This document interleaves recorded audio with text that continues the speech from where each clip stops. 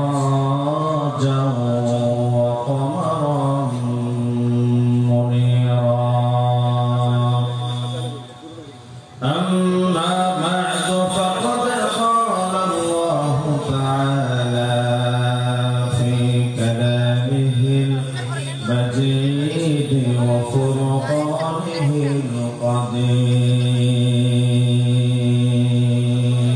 القديم أعوذ بالله من الشيطان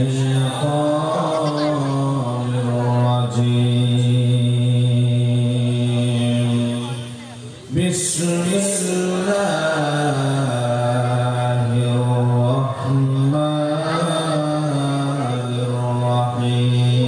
الرحيم سبحان الذي أسرى بعبده ليلا من المسجد الحرام إلى المسجد الأقصى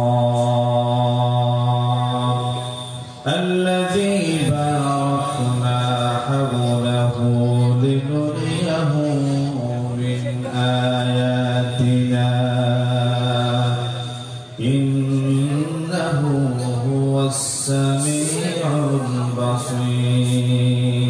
البصير صدق الله العظيم وصدق رسوله النبي الكريم ونحن على ذلك من الشاهدين والشاكرين والحمد لله رب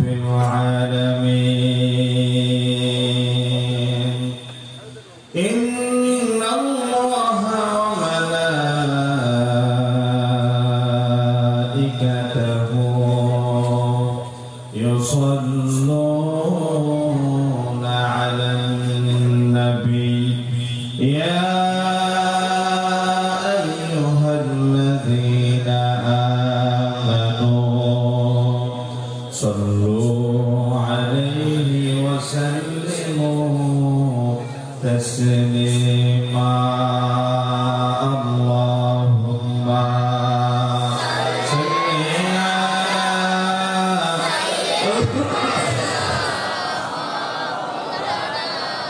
وعلى آل سيدنا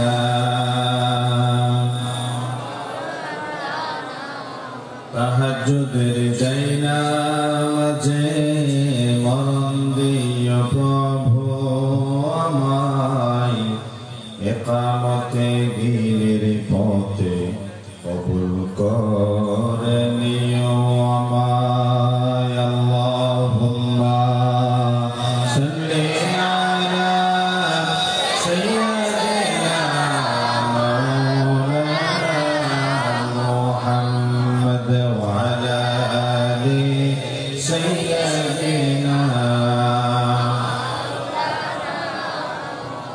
রাসূল আমার ভালোবাসা রাসূল আমার আলো আশা রাসূল আমার প্রেম বিরহের মূল আলোচনা রাসূল আমার কাছে কর্মে অনুপ্রেরণা রাসূল আমার ভালোবাসা রাসূল আমার আলো আশা রাসূল আমার প্রেম বিরহের মূল আলোচনা রাসূল আমার কাছে কর্মে অনুপ্রেরণা আল্লাহুম্মা সাল্লি আলা সাইয়্যিদিনা মাওলানা মুহাম্মদ ওয়া আলা আলি সাইয়্যিদিনা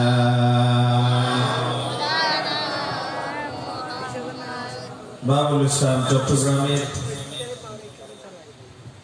বাহাদুর শাহ কলোনি মার্কেটের উদ্যোগে আয়োজিত আছে এই পিজেড থানা বাহাদুর শাহ কলোনির মাঠ আজকের এই বার্ষিক ওয়াজ মাহফিলের শ্রদ্ধাভাজন বরেণ্য সভাপতি তরুণ সমাজসেবক জনাব মোহাম্মদ আসলাম সাহেব আমার প্রিয় আছেন নাই এতক্ষণ পর্যন্ত অত্যন্ত সুললিত কণ্ঠে কথা বলেছেন সুদূর ঢাকা থেকে আগত প্রিয় ভাই মাওলানা মুফতি ইমরান হোসেন সাহেব মুহাদ্দিস জামিয়া ইসলামিয়া কামরাঙ্গীচর ঢাকা। আরো আলোচনা পেশ করেছেন আপনাদের বন্দরটির এলাকার মাটি ও মানুষের প্রাণ প্রিয় সুপ্রিয় ব্যক্তিত্ব দীর্ঘদিনের খতিব প্রখ্যাত আলেম দ্বীন আলহাজ মাওলানা মোহাম্মদ রফিকুল ইসলাম সাহেব খতিব হযরত আলী শাহ রাহমাতুল্লাহি আলাইহি জামে মসজিদ বন্দরটিয়া চট্টগ্রাম।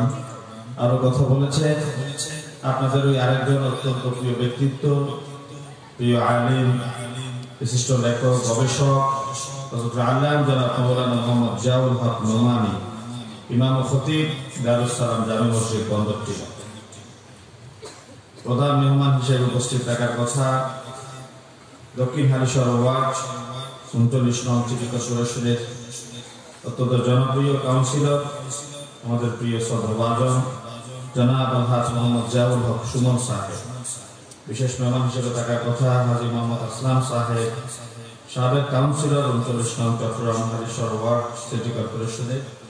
মঞ্চ উপস্থিত পার্শ্ববর্তী মসজিদ থেকে আগত সম্মানিত খোতাবায়ে এজাম আইম্মায়ে মাসাজিদ স্কুল কলেজ বিশ্ববিদ্যালয় মাদ্রাসা সম্মানিত শিক্ষক বৃন্দ ছাত্র ভাইয়েরা পিতৃতুল্য জাতির সেরতাজ মুরব্বিয়ানে আযম সমবয়সী সভ্যতা বিনির্মাণের কারিগর ইতিহাস পরিবর্তনের অংশীদার তরুণ যুবক কিশোর ভাইয়েরা মিডিয়ার দ্বীনের ইশাআতের জন্য দ্বীনের প্রচারের জন্য দূর দূরান্ত থেকে আগত কর্মী ভাইয়েরা সাংবাদিক বৃন্দ সর্বোপরি আল্লাহ দ্বীনের কোরআনের নিবেদিত প্রাণ একনিষ্ঠ কর্মী ভাইয়েরা আসসালামু আলাইকুম ওয়া রাহমাতুল্লাহি ওয়া বারাকাতুহু। আপনারা কেমন আছেন? আলহামদুলিল্লাহ আল্লাহ তাআলা আমাদের অনেক ভালো রেখেছেন। আমাদেরকে ভালো রাখেন কে?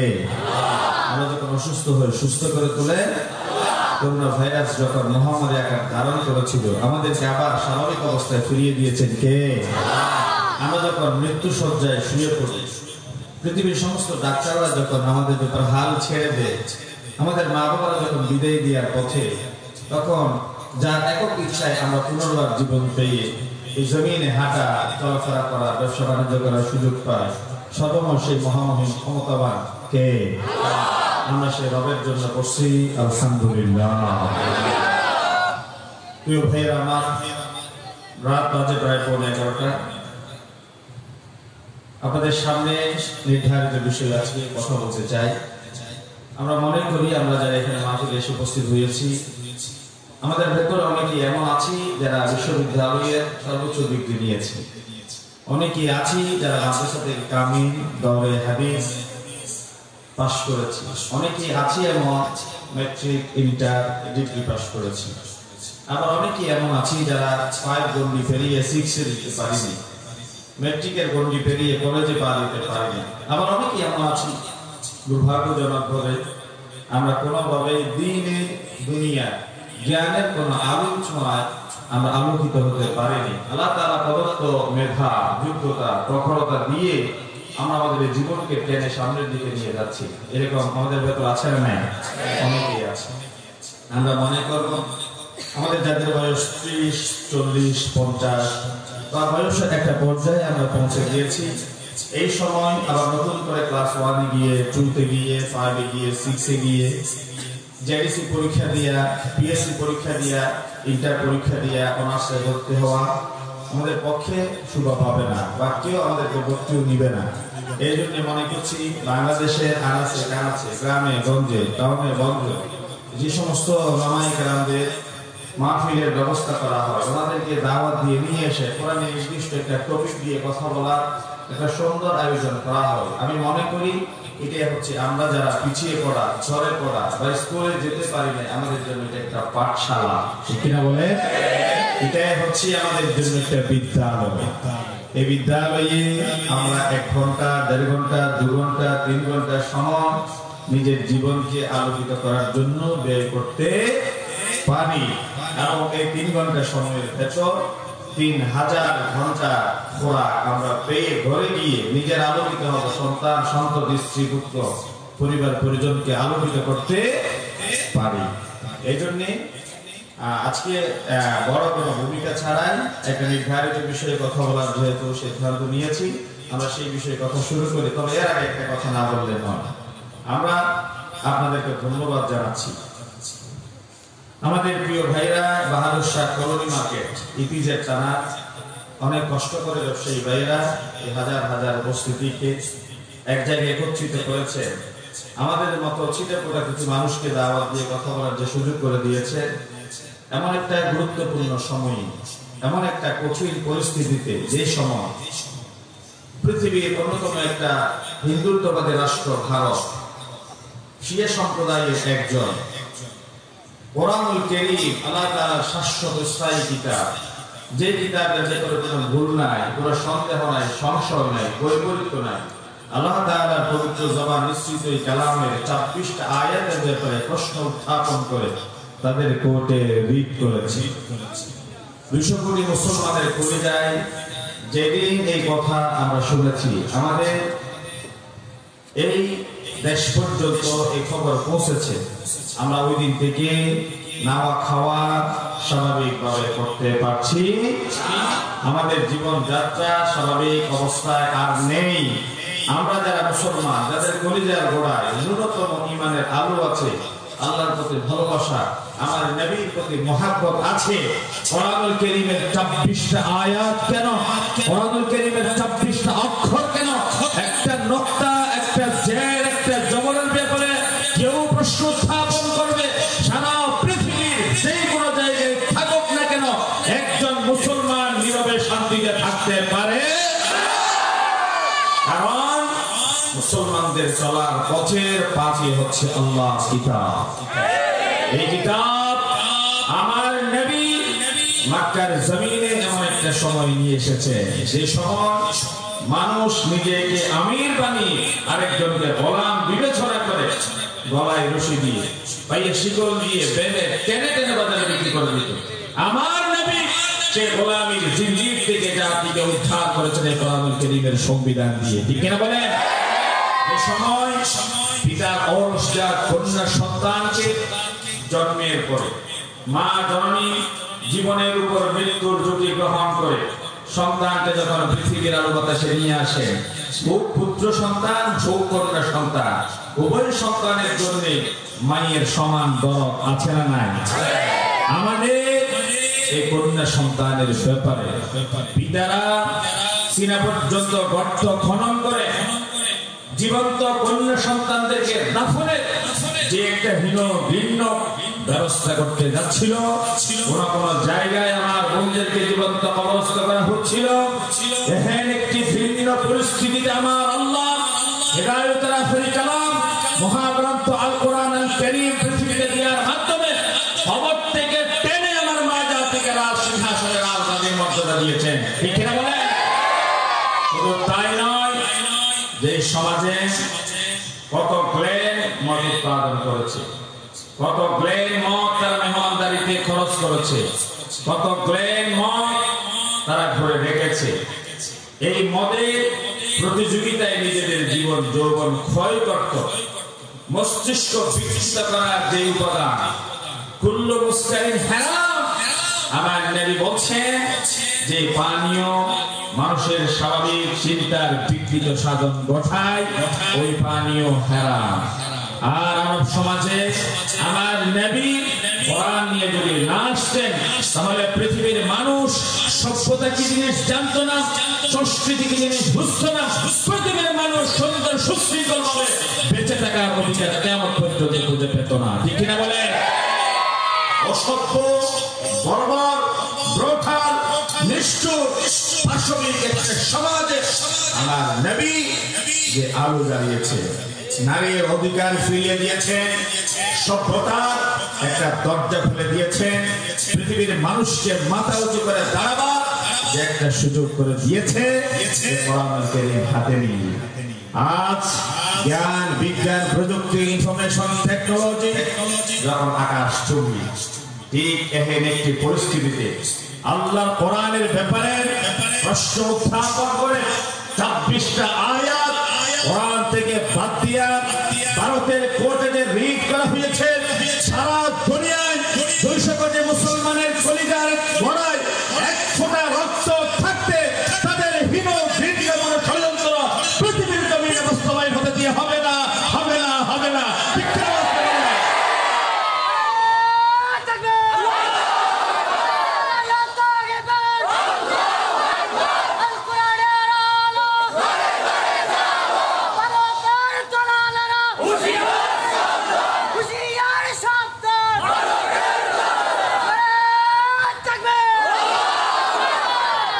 কোরআনুল কারীম আল্লাহ প্রদত্ত এমন একটি অমীয় সুধা যে কিতাবের মাধ্যমে পৃথিবীর মানুষ মনুষ্যত্ববোধ ফিরে পেয়েছে। কোরআনুল কারীম এমন একটি কিতাব যারা খেতে জানতো না, যারা পড়তে জানতো না, যারা ছিল চোর, যারা ছিল লোঠেরা, যারা ছিল নারীর সতীত্বের জনম, এই কোরআনুল কারীম আমার নবী তাদের হাতে তুলে দেওয়ার মাধ্যমে তাদেরকে পৃথিবী বিখ্যাত জাতিতে পরিণত করে দিয়েছিল। ঠিক না বলে?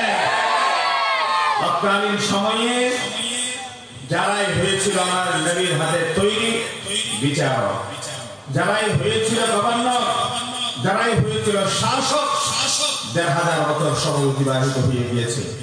আমার নবীর হাতে তৈরি একজন গভর্নর, আমার নবীর হাতে তৈরি একজন শাসক, আর আধুনিক বিশ্বের একজন গভর্নর শাসক যদি এক জায়গায় একত্রিত করা হয়, আপনারাই বলেন ওই শাসক রহমান জ্ঞান বিজ্ঞান প্রযুক্তির যুগের এই শাসক গাদ্দাফি বলেন, এই আমাদের প্রধানমন্ত্রী প্রেসিডেন্ট সহ ডোনাল্ড ট্রাম্প সহ এই যে বিশ্বে জো বাইডেন সহ যারা মাথা উঁচু করে দাঁড়িয়ে মডালাপনা করছে, যারা বিশ্বকে নেতৃত্ব দিয়ে সামনে টেনে নিয়ে নানা রকম মুখরোচক কথা বলে, উমরের সাথে আজকের পৃথিবীর এই শাসকদের সাথে কোনোভাবেই কি তুলনা দিয়ে যায়?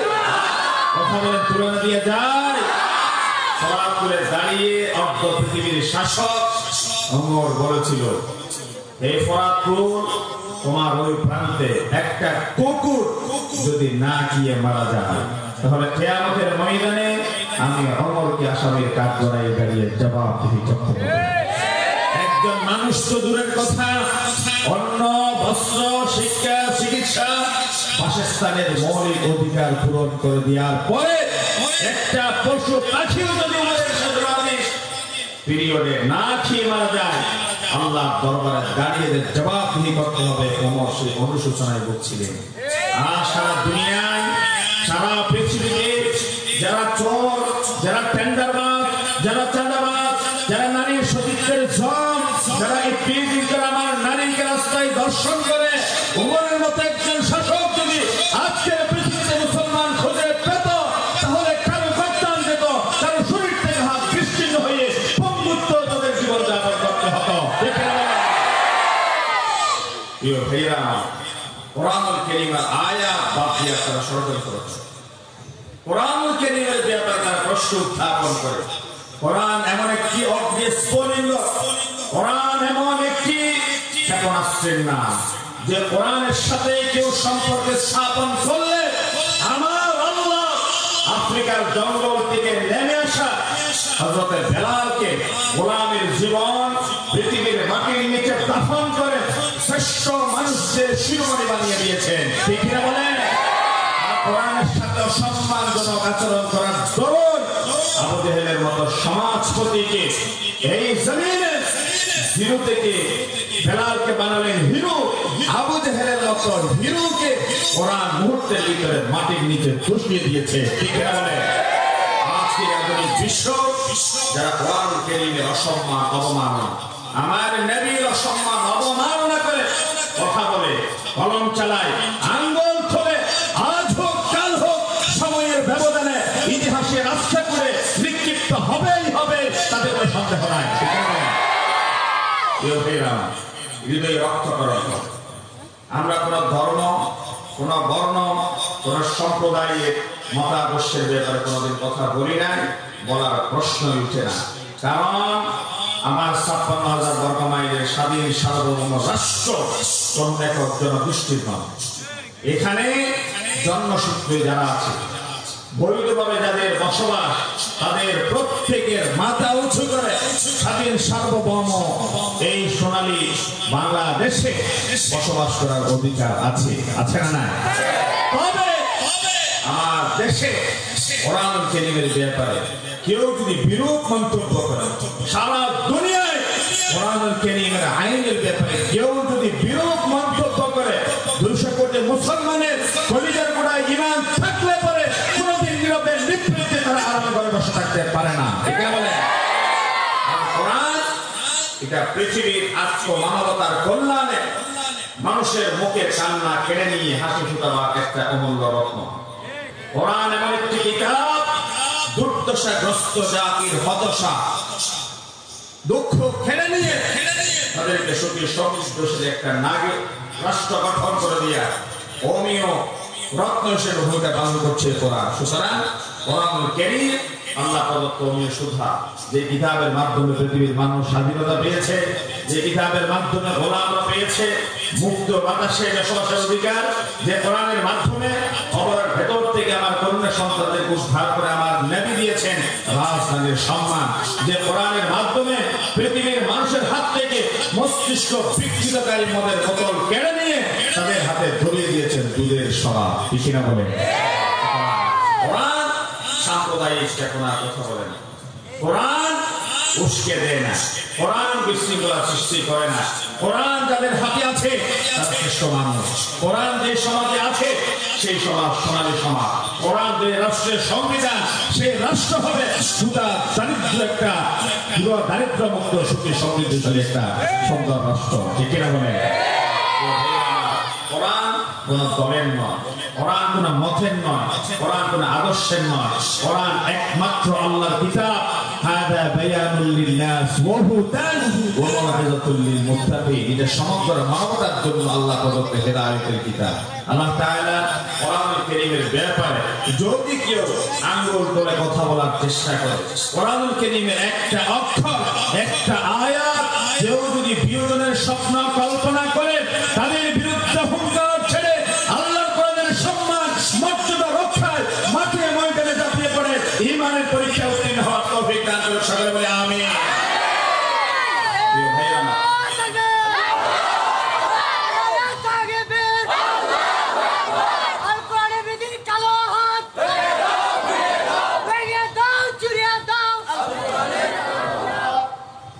আপনাদের সামনে আছে নির্ধারিত বিষয়ে কথা বলার জন্য কোরআনুল কারীমের ১১৪টি সূরার ভেতরে সূরা বনী ইসরাঈল, যে সূরা তার প্রথম আয়াত তেলাওয়াত করেছে।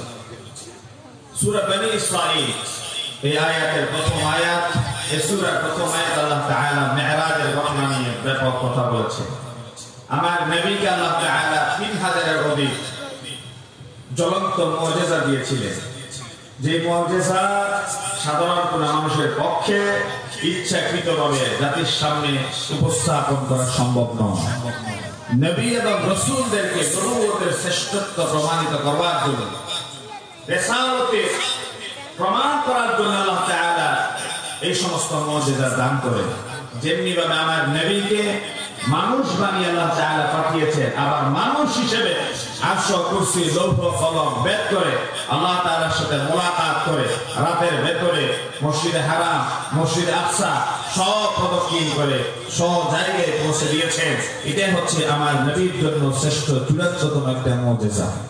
এই আমার নবী যে মেরাজে গিয়েছেন, এই মেরাজে অনেক ইতিহাস আপনারা জেনেছেন ইতিমধ্যে। আমরা আজকে আপনাদের সামনে মেরাজের কেন ঘটনা, এই মেরাজটা কেন সংঘটিত হয়েছিল এবং এই মেরাজের আমার নবী কি মূলনীতি জাতির জন্য নিয়ে এসেছেন অতি সংক্ষেপে বর্ণনা করতে চাই। কারণ এই মেরাজ পৃথিবীর অতীত কোন নবীর জীবনে ঘটেনি। সশরীর আল্লাহ তাআলা কোন নবীকে আসহাবী মেহমান বানিয়ে নিয়ে যাননি। যেহেতু আল্লাহ তাআলা আমার নবীকে সশরীরে আসহাজিনে মেহমান বানিয়ে নিয়ে গিয়েছেন, কাছাকাছি বসিয়ে জিহাদিয়া তোহফা দিয়েছেন। সেই মূলনীতিগুলো আপনাদের সামনে সংক্ষেপে পেশ করতে চাই, যা একজন মুসলমান হিসেবে আমাদের জানা এবং মানা অতীব প্রয়োজনীয়। আপনারা জানতে কি আগ্রহী? কথা বলে জানতে আগ্রহী? যারা দাঁড়িয়ে আছেন বসে যাওয়ার জন্য ছুটছি। আমি কথা বলবো ঘন্টা কানে কথা বলবো। যারা দাঁড়িয়ে আছেন বসে যাওয়ার জন্য ছুটছি। আর পেছনের ভাইদেরকে একটু সামনে এসে বসার জন্য ছুটছি, যেন কথা বলার মাঝখানে কোনো বিশৃঙ্খলা না আসে। নবীজি সাল্লাল্লাহু আলাইহি ওয়াসাল্লাম আমাদের রাসূল। পূর্ববর্তী সমস্ত নবী কিংবা রাসূলের উপরে যদি আপনি ঈমান আনেন, আপনি মুমিন হিসেবে যথেষ্ট। যেহেতু 7টি বিষয়ের উপর আমাদের ঈমান আনতে হয়। আমানতু বিল্লাহি ওয়া মালাইকাতিহি ওয়া কুতুবিহি ওয়া রুসুলিহি ওয়াল ইয়াউমিল আখির ওয়াল কদরি খাইরিহি ওয়া শাররিহি মিনাল্লাহি তাআলা ওয়াল বা'থি বা'দাল মাউত। আল্লাহু আকবার। আল্লাহ তাআলার প্রতি ঈমান, ফেরেশতাদের প্রতি ঈমান, আসমানি কিতাবের প্রতি ঈমান, রাসূলগণের প্রতি ঈমান। যদি আপনি বলেন আদম আলাইহিস সালাম আপনার নবী ছিলেন, নবী আল্লাহর পক্ষ থেকে নবুয়ত পেয়েছেন, যথেষ্ট হয়ে গেছে। মুসা কালিমুল্লাহ বনি ইসরাইলের ভেতর আল্লাহর পক্ষ থেকে নবী হয়ে এসেছেন, ঈমানদার হওয়ার জন্য যথেষ্ট হয়ে গেল। সকল আম্বিয়া আলাইহিস সালামের নবুয়তকে স্বীকার করে নিলে মুমিন হিসেবে যথেষ্ট হয়ে গেল। কিন্তু আমার নবী বিশ্ব নবী রাহমাতুল লিল আলামিন নবী ছিলেন, এই কথা বললে কেবল ঈমান যথেষ্ট নয়। আমার নবীর নবুয়তের সত্যায়নের জন্য দুটো বিষয় প্রয়োজন। আমার নবী নবী ছিলেন 1 নাম্বার, 2 নম্বরে তিনি হলেন শেষ নবী। আল্লাহু আকবার।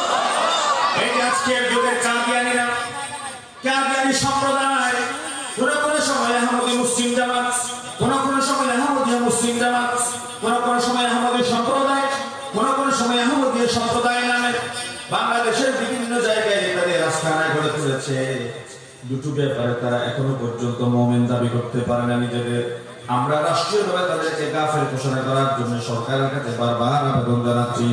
কোরআনুল কারীমের সূরা আহজাবের 40 নম্বর আয়াতে আল্লাহ রাব্বুল আলামিন বলেন, মা কানা মুহাম্মাদুন আবা আহাদিন মির রিজালিকুম ওয়ালাকিন রাসূলুল্লাহি ওয়া খাতামান নাবিয়্যিন। মুহাম্মদ সাল্লাল্লাহু আলাইহি ওয়াসাল্লাম তিনি কোন পুরুষের পিতা ছিলেন না। আমার নবীর 3 জন পুত্র সন্তান ছিল। কেউ কেউ বলেছেন 4 জন পুত্র সন্তান ছিল। 4 জন অথবা 3 জন পুত্র সন্তান প্রাপ্তবয়স্ক হওয়ার আগে তারা দুনিয়ার জীবন থেকে চলে গিয়েছেন। কেউ প্রাপ্তবয়স্ক হতে পারে না। এই যে একজন মানুষ প্রাপ্তবয়স্ক না হওয়া পর্যন্ত আরবিতে তাদেরকে রিজাল বলা হয় না, পুরুষ বলা হয় না, তাদেরকে বলা হয় শিশু। আমার নবী কোন পুরুষের পিতা ছিলেন না, মানে প্রাপ্তবয়স্ক কোন সন্তানের পিতা ছিলেন না। ওয়ালাকিন রাসূলুল্লাহ, তিনি হচ্ছেন আল্লাহর রাসূল, ওয়া খাতামান নাবিয়্যিন, এবং সর্বশেষ নবী। সুবহানাল্লাহ বলেন। এই দেখুন মুহাম্মদ কাদিয়ানী, পাঞ্জাবের সেই কুখ্যাত কাফের, তাদের অনুসারী না। কেন কাফের বলার জন্য, কাফের ঘোষণা দেওয়ার জন্য রাষ্ট্রীয়ভাবে আমরা আবেদন জানাই। কোরআন কারীমের সূরা আহজাবের 40 নম্বর আয়াতে এই যে খাতামুন নবিয়্যিন, খাতামুন নবী, দুটো শব্দকে তারা মেনে নিতে পারে নাই। আমার নবীকে তারা নবী হিসেবে মেনে নিয়েছে, কিন্তু শেষ নবী হিসেবে মানতে পারে নাই। তারা ধারণা করে আমার নবী একজন নবী, তারা যে নবীর অনুসরণ করে ওরা মুহাম্মদ কাদিয়ানী শেষ নবী। নাউযুবিল্লাহ বলেন। যেহেতু আমার নবীকে শেষ নবী মানতে পারে নাই, কোরআন কারীমের সূরা আহজাবের এই যে 40 নম্বর আয়াতের দুটো শব্দ খাতাম এবং নবিয়্যিন, এই দুটো শব্দের ব্যাপারে তারা মানতে পারে নাই। কোরআন কারীম এমন একটি কিতাব যে আল হাদুর আলিফ থেকে শুরু করে মিনাল জিন্নাতি ওয়ান নাসের সিন পর্যন্ত 6666টি আয়াতে একটা অক্ষর, একটা নকতার ব্যাপার যদি কারো প্রশ্ন থাকে মনের ভিতরে, কোরআনুল কারীমের বিশুদ্ধতার ব্যাপারে কারো মনে যদি কোনো ধরনের সন্দেহ সংশয় থাকে, আল্লাহ জাতের শপথ সে কোনোদিন মুমিন হতে পারে না। যেহেতু গোলাম মুহাম্মদ কাদিয়ানী এবং তার অনুসারীরা খাতামুন নবিয়্যিন সূরা আহজাবের 40 নম্বর আয়াতের এই এই দুটা শব্দ মেনে নিতে পারে না, কিয়ামত পর্যন্ত তারা নিজেদেরকে মুমিন মুসলমান দাবি করলো, আব্দুল্লাহ আব্দুর রহমান নাম ধারণ করে থাকলো, তাদের মুমিন দাবি করার কোনো অধিকার নাই। তবে আমরা তাদের নাগরিকত্ব ক্যান্সেলের ব্যাপারে কোনোদিন রাষ্ট্রের কাছে আবেদন করি। তারা জন্মেই সুস্বীকৃত রাষ্ট্রের নাগরিক, তারা থাকবে, বসবাস করবে, খাবে, তাদের আমাদের কোনো আপত্তি নাই। কোরআন কারীমের দুইটা অক্ষর তারা মেনে নিবে না। আমার নবীর শেষ নবুয়তের ব্যাপারে তাদের মনের ভিতরে যদি সন্দেহ সংশয় থাকে, দুনিয়ার সব ভোগ করলো, অন্তত মুমিন মুসলমানদের স্বাদ ভোগ করার কোনো অধিকার নাই। প্রিয় ভাইরা, আমার নবী শুধু নবী নয়, আমার নবী শেষ এবং শ্রেষ্ঠ নবী। নবীজি সাল্লাল্লাহু আলাইহি ওয়াসাল্লাম 610 খ্রিস্টাব্দে সর্বপ্রথম আল্লাহ রাব্বুল আলামিন তার উপর ওহী পাঠিয়েছেন।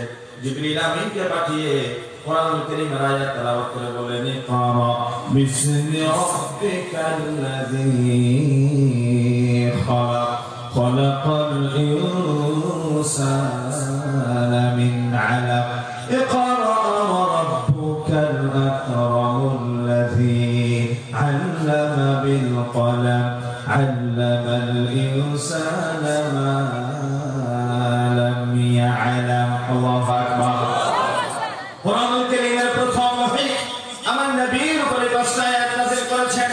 নবীজি সাল্লাল্লাহু আলাইহি ওয়াসাল্লাম আয়াতগুলো নিয়ে আত্মীয়-স্বজন পাড়া-পড়শির কানে কানে পৌঁছে দিচ্ছে। আল্লাহ রাব্বুল আলামিন বলছেন, ওয়ানদির আশিরাতাকাল আকরাবিন, নবী আপনার আশে যারা আছে, পাশে যারা আছে, আত্মীয় যারা আছে, বন্ধু যারা আছে, তাদের কানে কানে কথাগুলো পৌঁছে দিন। যখন আমার নবী কথা বলা পৌঁছে দিচ্ছিলেন, সাথে সাথে নেমে আসলো যে মুহাম্মদের নাম ছিল আল-আমিন, যে মুহাম্মদের নাম ছিল আস-সাদিক, যে মুহাম্মদের নাম ছিল আল-মাসদুক, যে মুহাম্মদ ছিল পরম বিশ্বাসী সত্যবাদী বন্ধু। রাতের ভেতরে কোরআনুল কারীম মুখ দিয়ে উচ্চারণ করে কানে কানে বলার দরুন রাতের পরে মুহাম্মদ সাল্লাল্লাহু আলাইহি ওয়াসাল্লামের নামটা পরিবর্তন করে তারা বলা শুরু করলো, মুহাম্মদ পাগল। নাউজুবিল্লাহ বললেন না? মুহাম্মদ গণক, মুহাম্মদ জাদুকর।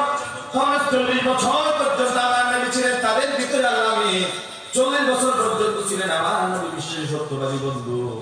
কোরআনুল কারীমের আয়াত নিয়ে যখন তাদের কাছে ধরে বলে গেলেন, রাতের ভিতরে আমার নবী হয়ে গেলেন পাগল, গণক, জাদুকর। কথা ঠিক কিনা বলেন? আজ দুনিয়ায় কোরআনুল কারীম ছাড়া যদি মানুষের কাছে কথা বলতে যান, রাষ্ট্রীয় সম্মাননা পাওয়া যায়, ফুলের মালা পাওয়া যায়, অনেক বড় বড় সম্মানিত ইজ্জতের উপাধি পাওয়া যায়, সুন্দর সাজানো গুছানো খাবার টেবিলে দাওয়াত পাওয়া যায়।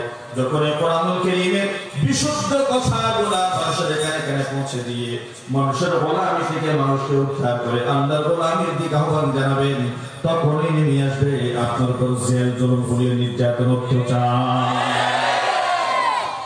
কারণ কোরআনুল কারীম আমার নবীকে পাগল বানিয়েছে, কোরআনুল কারীম আমার নবীকে গণক বানিয়েছে, কোরআনুল কারীম আমার নবীকে জাদুকর বানিয়েছে। আচ্ছা, আপনারা স্বীকার করেন আমার নবীকে পাগল ছিলেন নাকি? আমার নবীকে গণক ছিলেন নাকি? আমার নবীকে জাদুকর ছিলেন নাকি?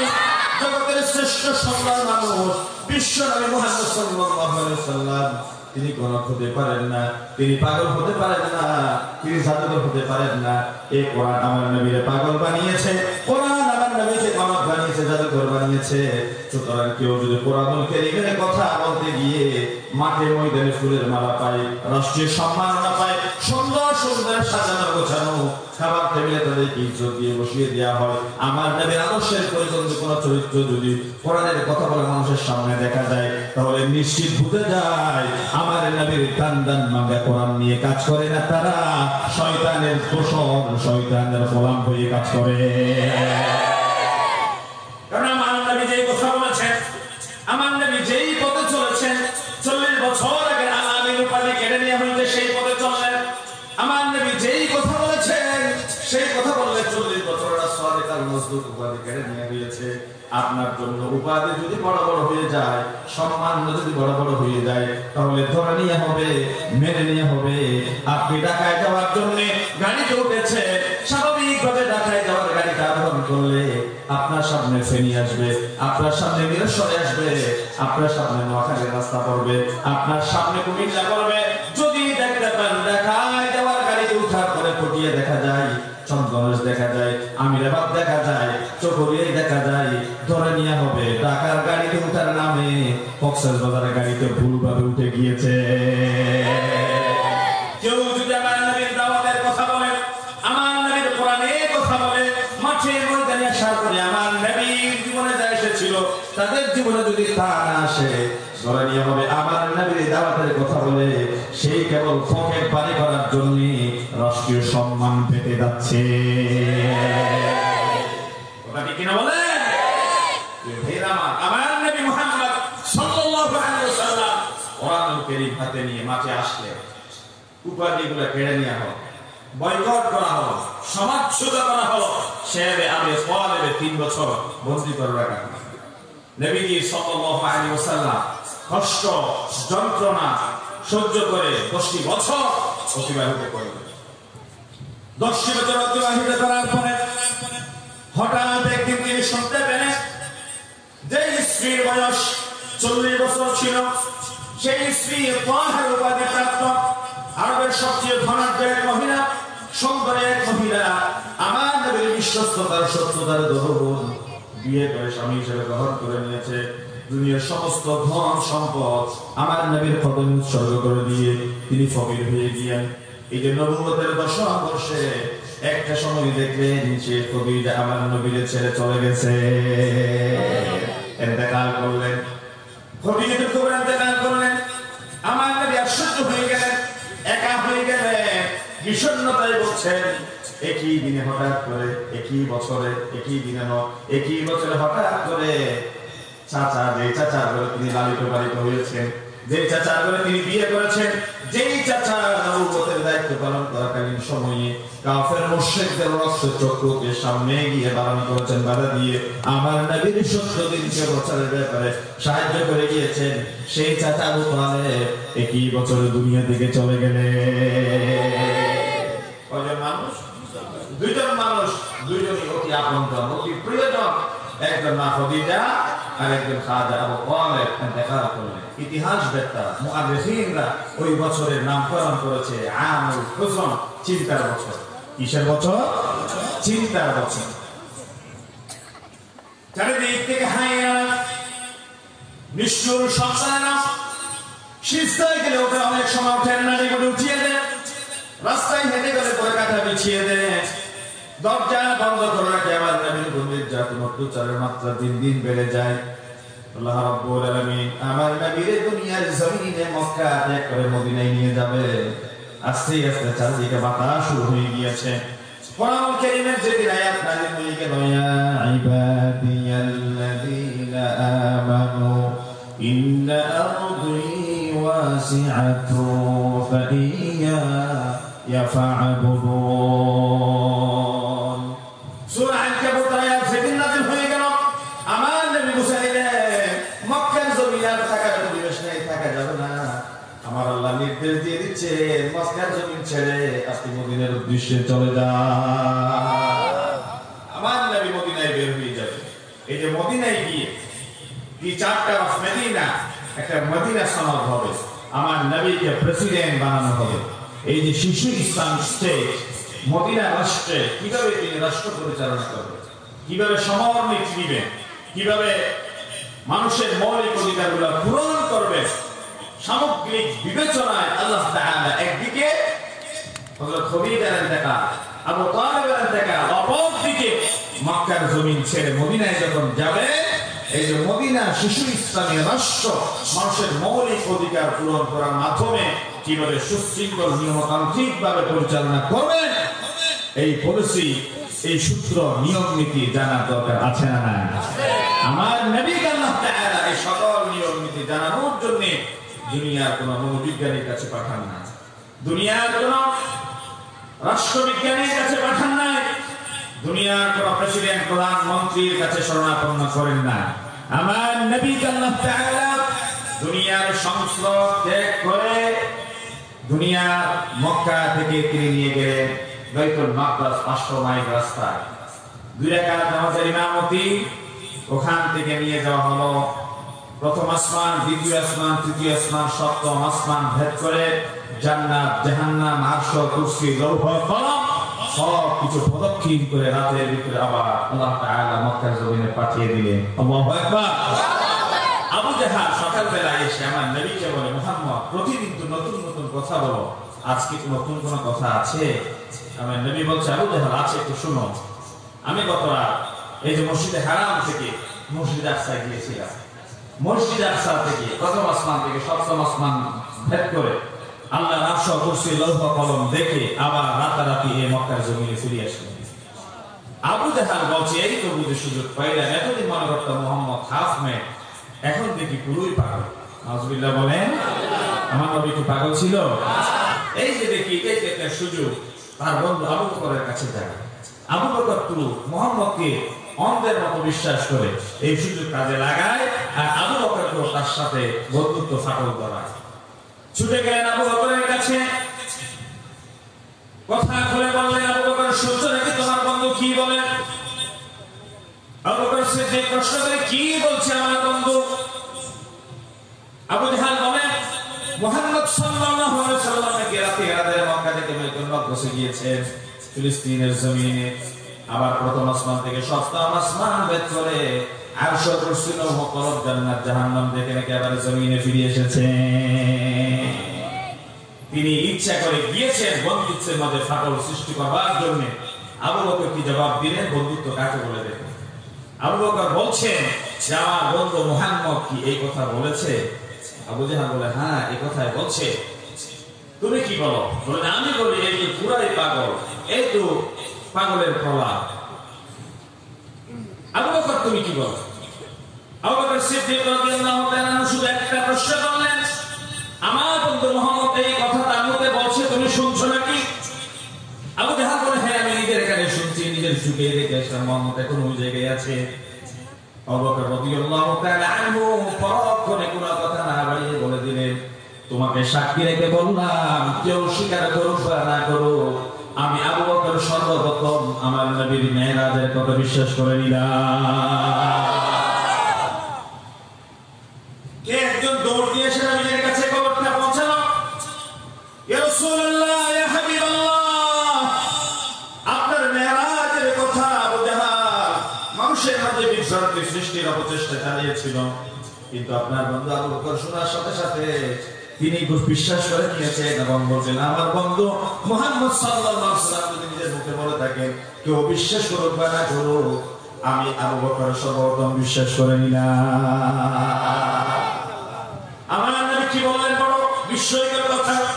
বলে, আবু বকর বিশ্বাস করে নিয়েছে নাকি? বলতে, হ্যাঁ রাসূল, আবু বকর প্রথম বিশ্বাস করে নিয়েছে। আমার নবী বললেন, আবু বকর যদি আমার মেরাজের কথা বিশ্বাস করে থাকে, আমি সর্বপ্রথম আবু বকর বিশ্বাস করার জন্য নতুন একটি উপাধি দিতে চাই।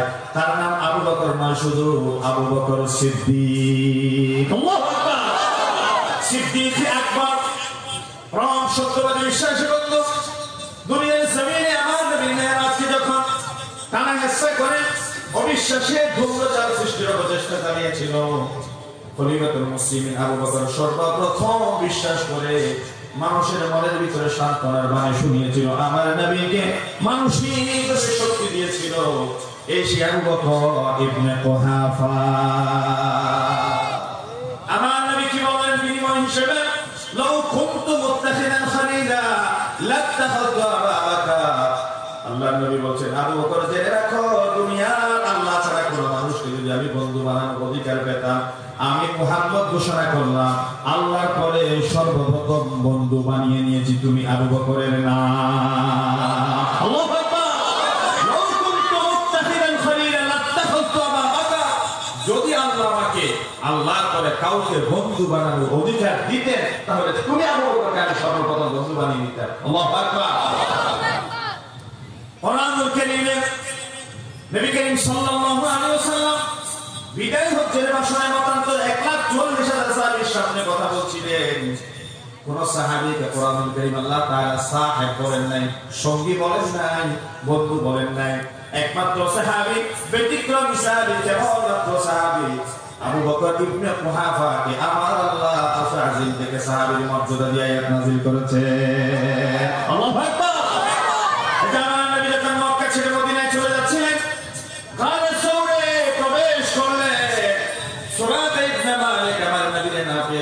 কেড়ে নেওয়ার জন্য, গর্দান দুটুকরো করে কাটার জন্য ঘোড়া হাঁকিয়ে যাচ্ছিল।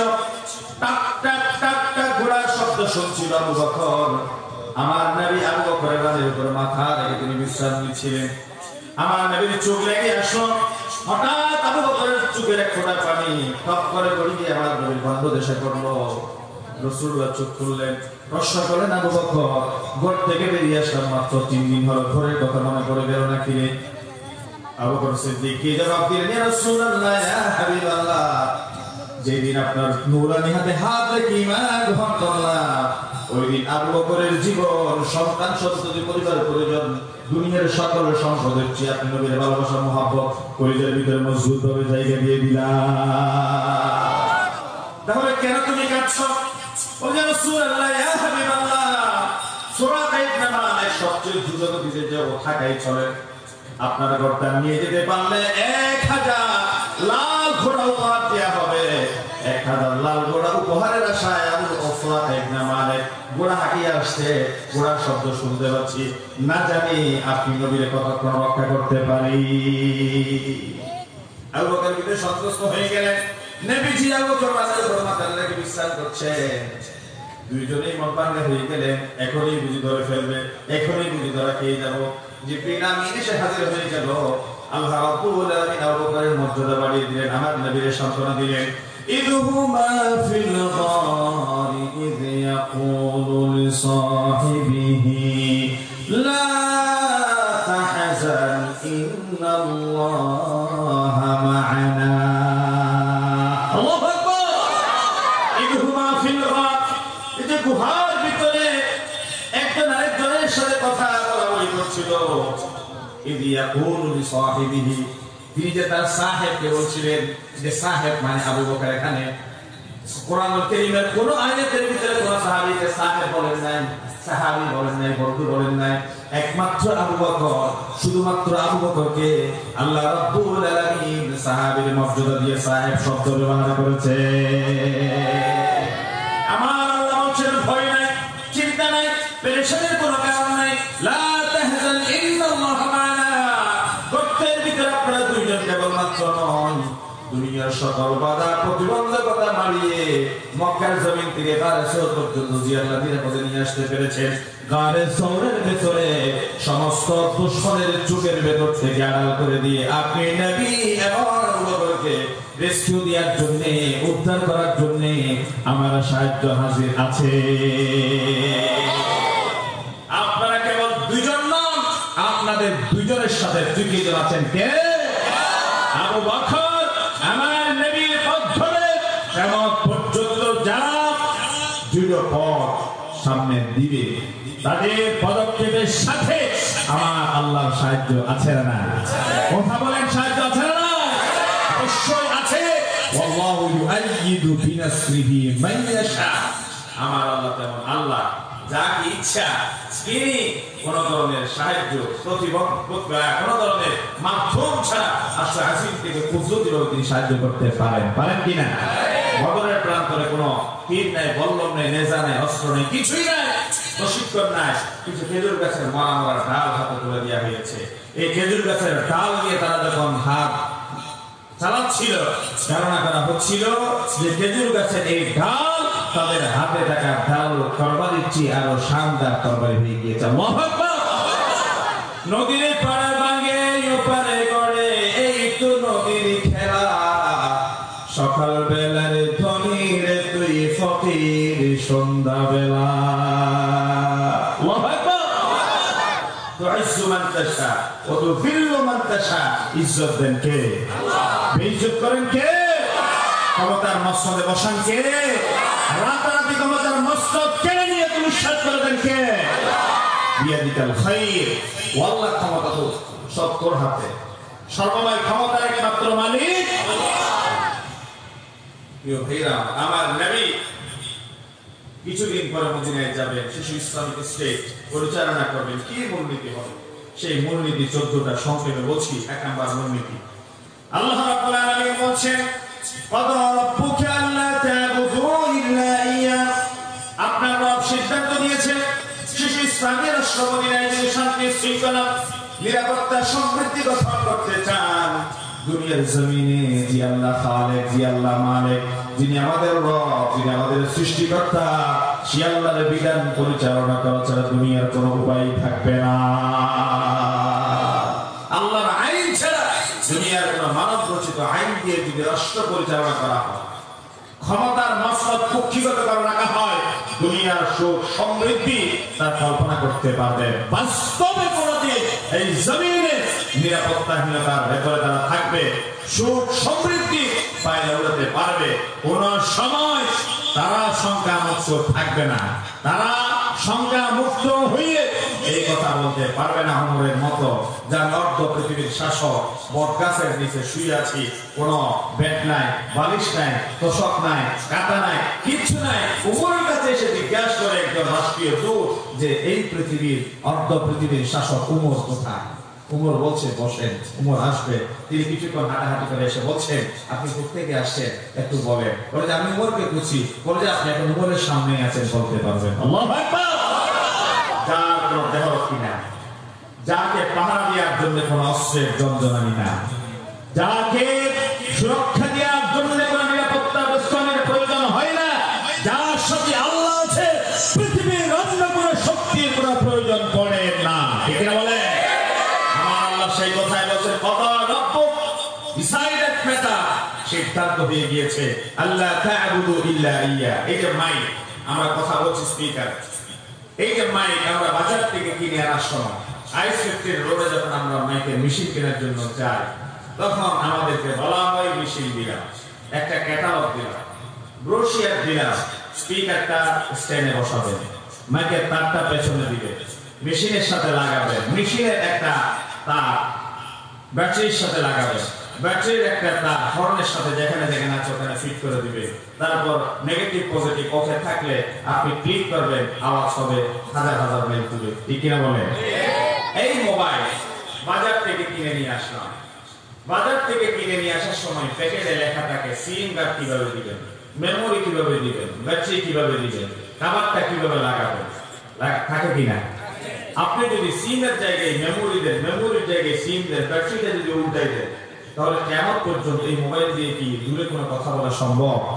মোবাইলের সহযোগিতা পাওয়া সম্ভব?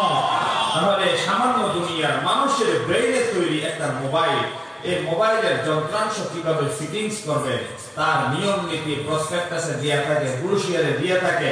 আপনি তার নিয়ম নীতি ভায়োলেট করলে পরে এই মোবাইল কোনোদিন আপনাকে সহযোগিতা করে না। তাহলে যিনি আমাদের খালেক, যিনি আমাদের মালিক, যার হাতে আমাদের প্রাণ, যার হাতে আমাদের মৃত্যুর ফয়সালা, সে আল্লাহর জমিন থেকে ফসল উৎপন্ন হওয়ার পরে আমরা খেয়ে মোটাতে হয়, আল্লাহর কাছ থেকে বর্ষিত বৃষ্টির পানি দিয়ে শক্ত জমিন সিদ্ধ হয়ে ফসলের উপযোগী হয়ে যায়। আল্লাহর জমিনে মানুষের আইন দিয়ে কিভাবে আমরা শান্তি নিরাপত্তার কামনা করি? ঠিক কিনা বলে? সুতরাং দুনিয়ার কোন আবিষ্কৃত যন্ত্র যদি তাদের দেখানো মেনু ছাড়া আপনি সুফল না পান, তাহলে আল্লাহর জমিনে আল্লাহর আইন অমান্য করে কিভাবে আপনি শান্তি সুখে আশা করতে পারেন? কত সরকার পরিবর্তন হয়ে গেল, কত রাষ্ট্রের প্রধান পরিবর্তন হয়ে গেল, কত চেয়ারম্যান, কত কাউন্সিলর, কত মেয়র পরিবর্তন হলো 50 বছরে। অন্ততপক্ষে 5 বছর ধরে করে হবে। তাহলে আপনারা হিসাব করে দেখেন কতজন প্রধানমন্ত্রী, প্রেসিডেন্ট, কাউন্সিলর, মেয়র, এমপি, মন্ত্রী পরিবর্তন হয়েছে।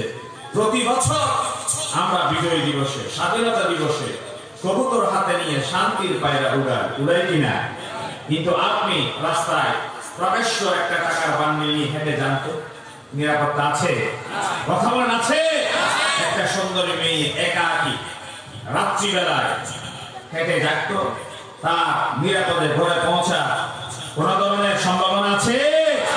আমার সুন্দরী মা যদি হাজার হাজার মানুষের ভিড়ে নিরাপত্তার সাথে তার গন্তব্যে পৌঁছতে না পারে, আমার মালওয়ালা প্রকাশ্য সম্পদ দিয়ে যদি তিনি তার গন্তব্যে পৌঁছতে না পারে, আমরা কিভাবে মনে করি আমরা একটি স্বাধীন সমৃদ্ধশালী সুরক্ষিত একটি দেশে বসবাস করছি? ঠিক বলেন?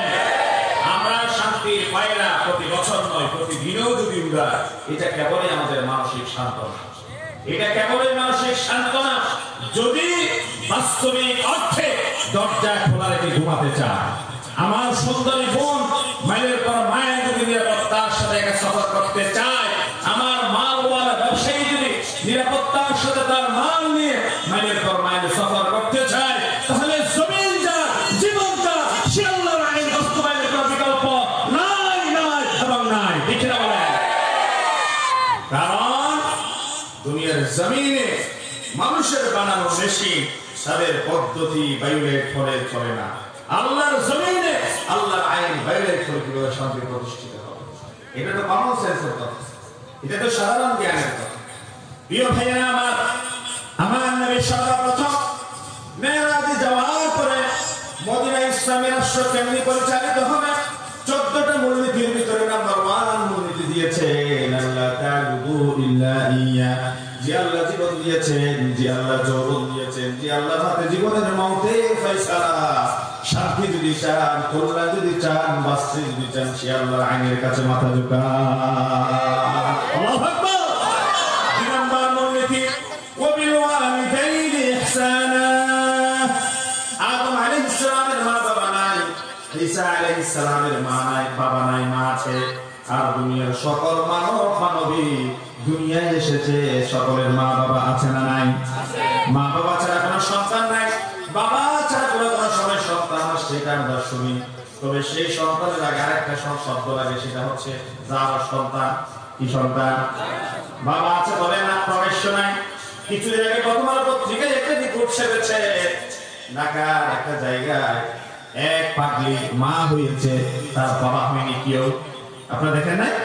কিছুদিন আগে একটা পত্রিকায় রিপোর্ট ছেড়েছে, একটা ছোট ফিচার, এক পাগলি, রাস্তার পাগলি, তার সন্তান হয়েছে। সুন্দর করে সাংবাদিকরা রিপোর্ট করেছে কি, ঢাকার অমুক জায়গায় পাগলি মা হয়েছে, তবে তার সন্তানের বাবা হয়নি কেউ। তার মানে দুনিয়ার জমিনে যদি কোনো সন্তান সন্ততি আসার প্রয়োজন পড়ে, তাহলে সন্তান সন্ততি আসার মধ্যস্থতা হচ্ছে তার মা বাবা। কি কথা বলেন? কি মা বাবা? মা বাবা ছাড়া কোনো সন্তান পৃথিবীতে আসতে পারে না। আল্লাহ ইবাদত, মা বাবার খেদমত। আল্লাহর ইবাদত, মা বাবার খেদমত। মা বাবার ফরমাবরদারি ছাড়া, মা বাবার প্রতি শ্রদ্ধা সম্মান ছাড়া কোন সন্তান বড় হতে পারে না। আল্লাহ রাব্বুল আলামিনের কথা যত জায়গায় কোরআনুল কারীমে বলেছেন, তত জায়গায় মা বাবার খেদমতের কথা বলেছেন, সেবার কথা বলেছেন, শুশ্রূষার কথা বলেছেন। কারণ মা বাবা সন্তানদেরকে ছোটবেলায় এমন ভাবে আদর যত্ন মায়া মহব্বত করে লালন করে, যে সন্তানকে গলা হত্যা করলে কোনো প্রতিবাদের ভাষা ছিল না, যে সন্তানকে না খেয়ে দিনের পর দিন ফেলে রাখলে সন্তান কান্না ছাড়া মুখে কথা বলার কোনো ভাষা ছিল না। সন্তানের কান্না মুখ দিয়ে বের হলে পরে সন্তানের পেট ব্যথা, মাথা ব্যথা, ক্ষুধা লেগেছে, না কি হয়েছে, দুনিয়ার কেউ না বুঝলেও বুঝে নেই পাগলি মা। প্রিয় ভাইরা আমার, 10 মাস পর্যন্ত সন্তানকে পেটে ধারণ করেছে মা। আল্লাহ রাব্বুল আলামিন কি পরিমাণ নিউট্রিশন দরকার, কি পরিমাণ পুষ্টি দরকার, কি পরিমাণ শক্তি সামর্থ্য দরকার, 7টি আবরণের ভিতরে একজন জীবিত মানুষের পেটে আরেকটা জীবিত সন্তানকে 10 মাস পর্যন্ত আমার আল্লাহ তিল তিল করে বড় করেছে। প্রিয় ভাইরা আমার, মায়ের মসজিদকে বন্ধ করে দিয়ে সন্তানের নাভির সাথে মায়ের নাভির একটা সংযোগ স্থাপন করে দিয়ে মায়ের পচা বাসি রক্ত সন্তানের মুখ দিয়ে খাওয়ান নাই, নাভির ভেতর দিয়ে পাস করে দিয়েছেন, যেন করে সন্তান দুনিয়ার আলো বাতাসে জন্ম হলে পরে এই পবিত্র মুখখানা দিয়ে আল্লাহ সুবহানাল্লাহ, আলহামদুলিল্লাহ, আল্লাহু আকবার পবিত্র নামের জিকির করবে, কোরআনুল কারীম তেলাওয়াত করবে। মায়ের পচা বাসি রক্ত মুখ দিয়ে খাওয়ালে পরে মা মুখখানা নাপাক হয়ে যাবে। আমার আল্লাহ মায়ের পেটের ভিতরে অবুঝ একটা সন্তানের জবানকে কিভাবে সংরক্ষণ করছে দেখেন। মায়ের নাভির সাথে সন্তানের নাভির একটা সংযোগ স্থাপন করে দিলেন। দিন যতই যায় সন্তান ততই বড় হতে থাকে, মায়ের পেটটা ধীরে ধীরে বড় হতে থাকে। মা 8 মাস 10 মাসে যখন পৌঁছে যায় তখন স্বাভাবিক হাঁটতে পারে না, খাইতে পারে না, দাঁড়াইতে পারে না, বসতে পারে না।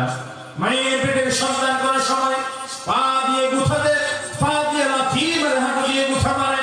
মা দাঁড়ানো বাড়িতে শুয়ে যায়, গর্ভবতী মানুষের জন্য খাবার দাবারের বন্দোবস্ত করে, দিনের 3টা 4টা বাজে গর্ভবতী মানুষের ক্ষুধা নিবারণ করে, মা ধরনের যখন প্লেটটা নিয়ে সবার সাথে খেতে বসেছে, পেটের সন্তান পা দিয়ে রাত্রি মারলো, হাঁটু দিয়ে গুছা দিল, দুঃখ বোঝানোর মতো পৃথিবীতে কেউ পাশে নাই। বাবা তাকে চাকরির প্রয়োজনে ঘরের বাইরে, বুড়া বুড়ি মা বাবা যার যার বিশ্রামের ঘরে আছে। আমার মা সন্তানের পেটের ব্যথাই সহ্য করতে না পেরে দু চোখের পানি ঝরঝর করে ছেড়ে দিল, প্লেটটা সামনে টেনে দিয়ে দেয়ালের সাথে টান টান করে একবার দাঁড়িয়ে যায়, ব্যথা সহ্য করতে না পারলে একবার বসে যায়, তারপর ব্যথা যদি প্রচন্ড আকার ধারণ করে মাটিতে গড়াগড়ি খায়। দুনিয়ায় এই পাগলি মায়ের যন্ত্রণা আল্লাহ ছাড়া বুঝার কেউ না। 10 মাস পর্যন্ত সন্তানকে পেটের ভিতরে ধারণ করলো, সন্তানের কারণে মুখের রুচি চলে যায়, রাত্রিবেলায় ঘুমাতে পারে না।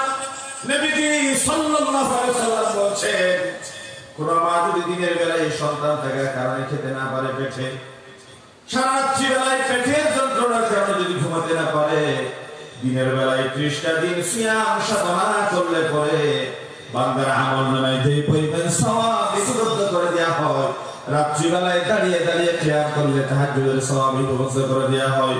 10 মাস পর্যন্ত পেটের সন্তানের যন্ত্রণার জন্য মা জন্মে খেতে না পারলে 10 মাস রোজার সওয়াব দিয়ে দেয়, সারা রাত ঘুমাতে না পারলে সারা রাত দাঁড়িয়ে দাঁড়িয়ে তাহাজ্জুদের সওয়াব মায়ের আমলনামায় আল্লাহ লিখে দেয়। জীবনের উপর মৃত্যুর ঝুঁকি গ্রহণ করে জবাইকৃত একটা পশু খলখল করে রক্ত প্রবাহিত হয়, বাবার হাতে চাবিটা বুঝিয়ে দে, সন্দুকের আলমারির চাবিটা হাতে হাতে দিয়ে বলে, প্রাণের স্বামী, দীর্ঘ 10-20 বছর পর্যন্ত তোমার ঘরে সংসার করলাম, কত সময় তোমার খেদমতে ত্রুটি হয়েছে, বিশুদ্ধি হয়েছে, ক্ষমা করে দিও। তোমার সেবা যত্ন যথার্থ করতে পারি না, তোমার জায়গায় জমি দোকান অলঙ্কারের সব চাবিখানা আমার হাতে তুমি দিয়ে দিয়েছো, তোমার ঘরের দলিল পত্র আমার সন্দুকের ভেতরে, আজকে চাবি তুমি বুঝে নাও, জায়গায় জমির দলিল পত্র তুমি খুলে নাও, বুঝে নাও। যে পেটের ব্যথা মনে হচ্ছে না প্রাণ নিয়ে ফিরে আসতে পারবো, যদি আমার সন্তান বেঁচে থাকে, তোমার স্ত্রী যদি এই যন্ত্রণায় হারিয়ে যায়, দেখা হবে আল্লাহর জান্নাতের সিঁড়িতে। জনমের জন্য ক্ষমা করে দিয়ে আমাকে কুমোর থেকে স্বামীর ক্রোধ বের করে দিয়ে স্বামীর হাতটা ধরে ক্ষমা চাই। জীবনের জন্য সন্তানের দায়িত্ব স্বামীর হাতের উপর উঠিয়ে দেয়, মা তার মুখের ভিতরে ঢুকে যায়, চোখের পানি ছাড়তে থাকে। ডাক্তাররা প্রশ্ন করে, মা আপনার পেটের ভিতরে সন্তানের কমপ্লেক্সিটি জটিলতা এমন আকার ধারণ করেছে, সন্তান বাঁচাতে গেলে মা মারা যাবে, মা বাঁচাতে গেলে সন্তান মারা যাবে, কাকে বাঁচাবো? 90% মায়ের মুখে কথা বলতে শোনা যায়, আমার জীবন রাখার দরকার নাই, আমার জীবনটা নিয়ে নাও, বিনিময়ে আমার সন্তানটাকে বাঁচিয়ে দাও। আল্লাহু আকবার। পৃথিবীর পাগলি মা 21 জায়গার ভিতরে 10 মাস পর্যন্ত একজন সন্তানকে ধারণ করে লালন করে, এই সন্তান দুনিয়ার আলো বাতাসে বড় হয়ে যাওয়ার পরে দাঁড়ার কোঠার মালিক হয়, গাড়ি বাড়ির মালিক হয়, বিশাল কোটি টাকার মালিক হয়ে যায়। 10-20 তলা ঘর নির্মাণ করার পরে এই বুড়ি মায়ের জন্য 10/12 একটা রুমের জায়গা দিয়ে সেই মনের সাহস হয় না, ঠিক কিনা বলে?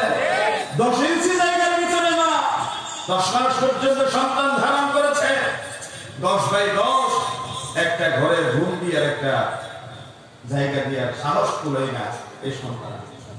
প্রিয় ভাইয়েরা আমার, জীবনের উপর মৃত্যুর ঝুঁকি নিয়ে সন্তান প্রসব করলো, দীর্ঘ 2 বছর পর্যন্ত সন্তানকে বুকের দুধ ছেড়ে ছেড়ে খাওয়ালো, মা খায় কি খায় না সেটা কি খবর নেয় না, সন্তানের কান্না শুনলে ঘরের সকলে আরাম ছেড়ে দিয়ে অস্থির হয়ে পড়ে।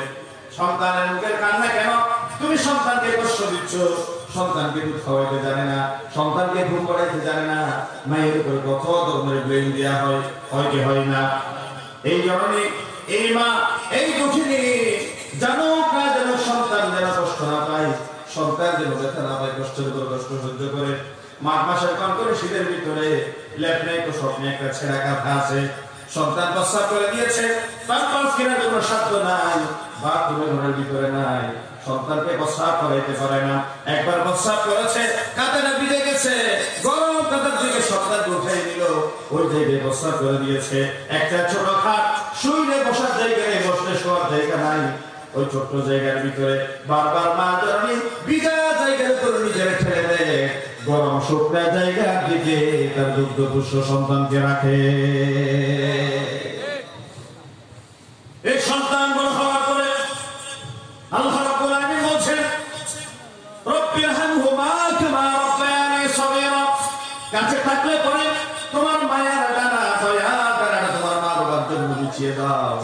তোমার মা বাবা তোমারে মানুষ করতে গিয়ে কতবেলা না খেয়েছিল। পৃথিবীর কম বাবা আছে সন্তানের মুখ হাসি ফুটাতে গিয়ে ভালো একটা জামা গায়ে দিতে পারে না, বড় একবেলা খাবার খেতে পারে না। এই যে গার্মেন্টসে চাকরি করে, ব্রিক ফিল্ডে কাজ করে, রাস্তা নির্মাণের শ্রমিক হিসেবে কাজ করে, রিক্সা চালায়, পুলিশ শ্রমিক, দিন মজুর। এই যে বছরের শুরুতে পরীক্ষা হয়, পরীক্ষা ডিসেম্বর মাসে পরীক্ষা হয়, ফর্ম ফিল আপের টাকা দিতে হয়, বাবা ইনকামের সাথে খরচ মিলাইতে পারে না। এই যে বছরের শুরুতে ড্রেস সেলাই করে দিতে হয়, জুতা কিনে দিতে হয়, খাতা কলম কিনে দিতে হয়, ভর্তি নবায়ন করতে হয়, বাবার চোখের পানি গন্ড বেশ বেয়ে বেয়ে সিনা দিতে যায়, তারপরে সন্তানকে বুঝতে দেয় না। বাবার পায়ের স্যান্ডেল গুলা তার দিয়ে 3-4 বাঁধা হয়ে যায়, পা স্যান্ডেলে রক্তাক্ত হয়ে যায়, বাবা তারপরও সন্তানকে বুঝতে দেয় না। এই যে গাল ভর্তি দাড়ি, চেহারাটা ভেঙে চুরমার হয়ে গেল, বুড়ো বাবার শরীরে এক পা বুঝতো নাই, পেডেল মেরে মেরে রিক্সা চালায়। জিজ্ঞাসা করে, বাবা তোমার কি কোনো সন্তান সন্ততি নেই? বাবা তখন গাল ভর্তি হাসি দিয়ে বলে, বাবা আমার 5টা সন্তান আছে, তারা আমাকে দেখে না, আদর যত্ন মায়া মহব্বত সম্পর্ক নাই, তারপরে দোয়া করে আমার সন্তান আমার সন্তানদের জায়গায় সুখে থাকুক, নাতিপতি নিয়ে তারা ভালো থাকুক। কোন সন্তানের জন্য মা বাবা কোনদিন তো বদদোয়ার কোনো আওয়াজ করে না। এই দুর্ভাগা সন্তানের কোনদিন মায়া হয় না এই বুড়া বুড়ি মা বাবার একবেলা ভালো খাওয়ানো। পীরের কাছে ভালো হাতিয়ে নিয়ে যায়, হুজুরের কাছে ভালো তোফা নিয়ে যায়। আপনার পীরের কাছে হাদিয়া নিয়ে গেলে পরে আপনার পীর আপনার জন্য দোয়া করলে কবুল হতেও পারে, না পারে 50-50। আপনার মসজিদের খতিবের কাছে হাদিয়া দেন, অবশ্যই কোনো সন্দেহ নাই কোনো লাভ হবে, কিন্তু আপনার মসজিদের খতিব শেখ হাদিয়া পেলে আপনার জন্য যা দোয়া করবে কবুল হতেও পারে, নাও পারে, 50-50 সম্ভাবনা। আপনার শ্রমিক বাবা, আপনার দিনমজুর বাবা, রিকশাওয়ালা বাবা যদি আপনার জন্য দোয়া করে, দুনিয়ার কোন ফেরেশতা দরকার হয় না। আমার আল্লাহ বলছেন, কোন মধ্যস্থ ছাড়া বুড়া বাবার দোয়া আমি নিজ কানে শুনিনি। আল্লাহু আকবার। মৌসুমি ফারকানা, তরমুজ পাখি, এই যা ফেল বেদনা কেটে কেটে মায়ের মুখ উঠিয়ে দেন। হুজুরদের সামনে কত আদর মহব্বত করে যত্ন করে আপনারা বসেন, মনটা ভরে যায়। এত মায়া এত মহব্বত আমাদের করার দরকার নাই। আপনার করে গিয়ে বুড়া মা বাবা ভালো স্যান্ডেল করতে পারে না, দাঁত পড়ে গেছে, খাইতে পারে না, মুখের রুচি চলে গেছে, চোখে ভালো করে দেখেন একটা চশমা কিনার টাকা নাই, কানে শুনুন একটা মেশিন কিনে দেন। এই যে বুড়া বুড়ি মা বাবার খবর নেন, যত্ন করেন, মহব্বত করেন, আল্লাহ কসম ভাগ্যের উন্নতি হয়ে যাবে। আপেল বেদনা কেটে কেটে মা বাবার মুখে উঠাই দিতে হবে না। এতদিন পর্যন্ত মা বাবাকে গ্রামে ফেলে রেখেছেন, রাগ করে চলে এসেছেন, ফোন করেন না, খবর রাখেন না। তারপরেও কিছুদিন পর পরে মায়ের মনে সহ্য হয় না, আপনারা ফোন করে হ্যালো করে, আপনার সাথে কথা বলতে মনে কষ্ট থাকলেও নাতিরে ফোন করার কথা বলে বউকে ফোন করে, বউকে ফোন করার কথা বলে নাতিরে ফোন করে, নাতির কথা মনে করছে বলে আপনার মোবাইলে ফোন করে, কখন বলে যে দুধ রেখে উঠে মায়ের চোখের পানি পড়তে থাকে, মায়ের মুখ দিয়ে আওয়াজ বের হয় না, কথা বের হয় না। নিষ্ঠুর সন্তান বলে, কথা না থাকলে ফোন করছো কেন? কি কথা আছে, চুপ করে আছো কেন? কথা থাকলে কথা বলো। আমার নিজের ইনকাম দিয়ে নিজে বসাইতে পারে না, তোমাদের দেওয়ার সময় কখন আমার? বলে কি বলে না? আল্লাহর নবী বলেছেন, দুনিয়ার জমিনে মানুষ যত অন্যায় করে, যত পাপ করে, সকল পাপের শাস্তি আল্লাহ চাইলে দুনিয়ায় মাফ করে দিতে পারেন, চাইলে পরকালের জন্য জমা করে রাখতে পারেন। কিন্তু একমাত্র শাস্তি কুল্লু যুনুব ইয়াগফিরুল্লাহু মিনহা মা শাআ ইল্লা খুলুকাল ওয়ালিদাইন। দুনিয়ার জমিনে একমাত্র মা বাবার নাফরমানের শাস্তি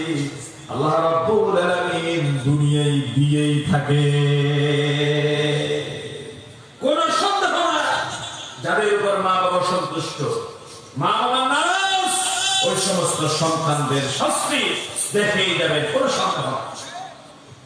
সাহাবী প্রশ্ন করছেন, ইয়া রাসূলুল্লাহ, মান হাক্কু বিহুসনি সাহাবাতি, কার সাথে সুন্দর আচরণ করো? নবীজি বললেন, তোমার মা। সুম্মা মান, তারপরে কে?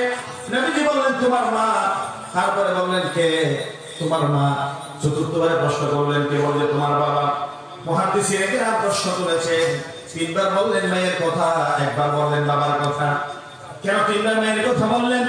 বলতে কষ্টের পর কষ্ট সহ্য করে, ক্লান্তির পর ক্লান্তি, শান্তির পর শান্তি সহ্য করে মা জননী 10 মাস পর্যন্ত সন্তানকে পেটে ধারণ করে, জীবনের উপর মৃত্যুর ঝুঁকি গ্রহণ করে, প্রসব বেদনা সহ্য করে, দীর্ঘ 2.5 বছর পর্যন্ত বুকের দুধ ছেড়ে ছেড়ে খাওয়ান।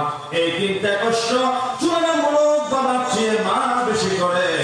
এই জন্য আল্লাহ রাব্বুল আলামিন বাবার চেয়ে মায়ের অধিকার 3 গুণ বাড়িয়ে দিয়েছে। যাদের মা বাবা আছে, আজকে রাতে গিয়ে মা বাবার পায়ে হাতে দোয়া চান, খোদার জাতের শপথ, আল্লাহর আশা খুশি হয়ে যাবে। দুনিয়ার কোন পীরের হাতে, দুনিয়ার কোন পীরের পায়ে সিজদা দিয়ে দরকার নাই, দুনিয়ার কোন মানুষের হাতে হাতে দিয়ে দরকার নাই। মা বাবা থাকলে দোয়া করে, যাদের মা বাবা নাই কবরে যা জিয়ারত করে, আল্লাহর দরবারে হাত তুলে, আল্লাহ দুনিয়ার বাবা থাকতে খুশি না, আল্লাহ দুনিয়ার বাবা থাকতে কবর করতে জানি না, আল্লাহ আমার মা বাবার কথাটা মাফ করে দাও, বলি আমিন। আল্লাহ তাদের ফয়ুজা, তাদের দোয়া, সেই রুহানি কওয়াজ আমাদের দিকে তুমি ঝুঁকিয়ে দাও।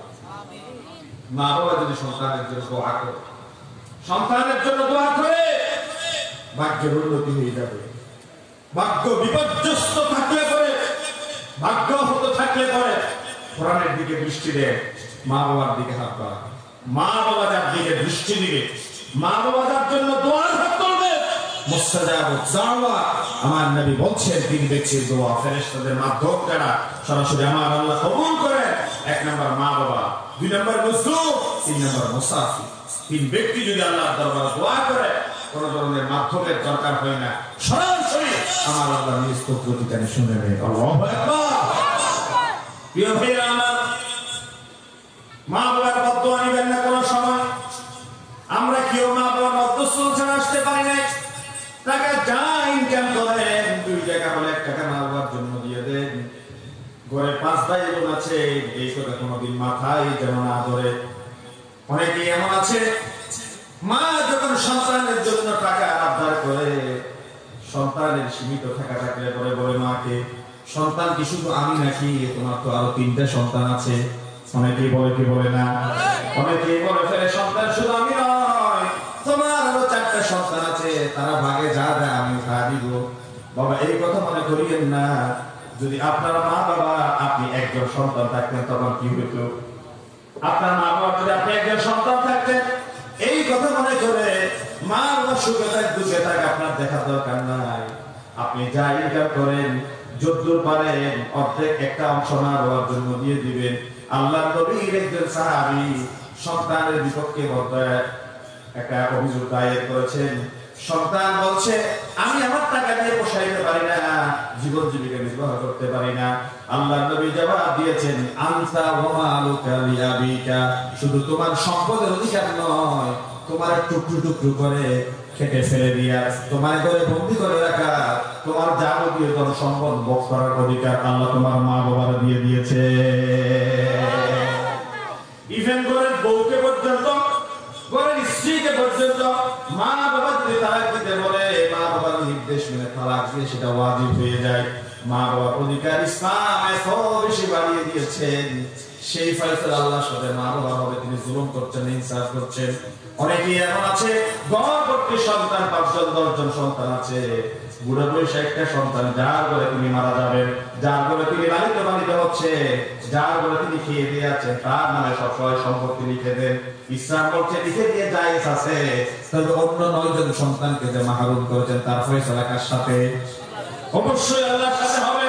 তবে অধিকার দিয়েছে ইসলাম, একজন সন্তানকে দিয়ে দিলে আপনার কথা বলার কোনো অধিকার নাই।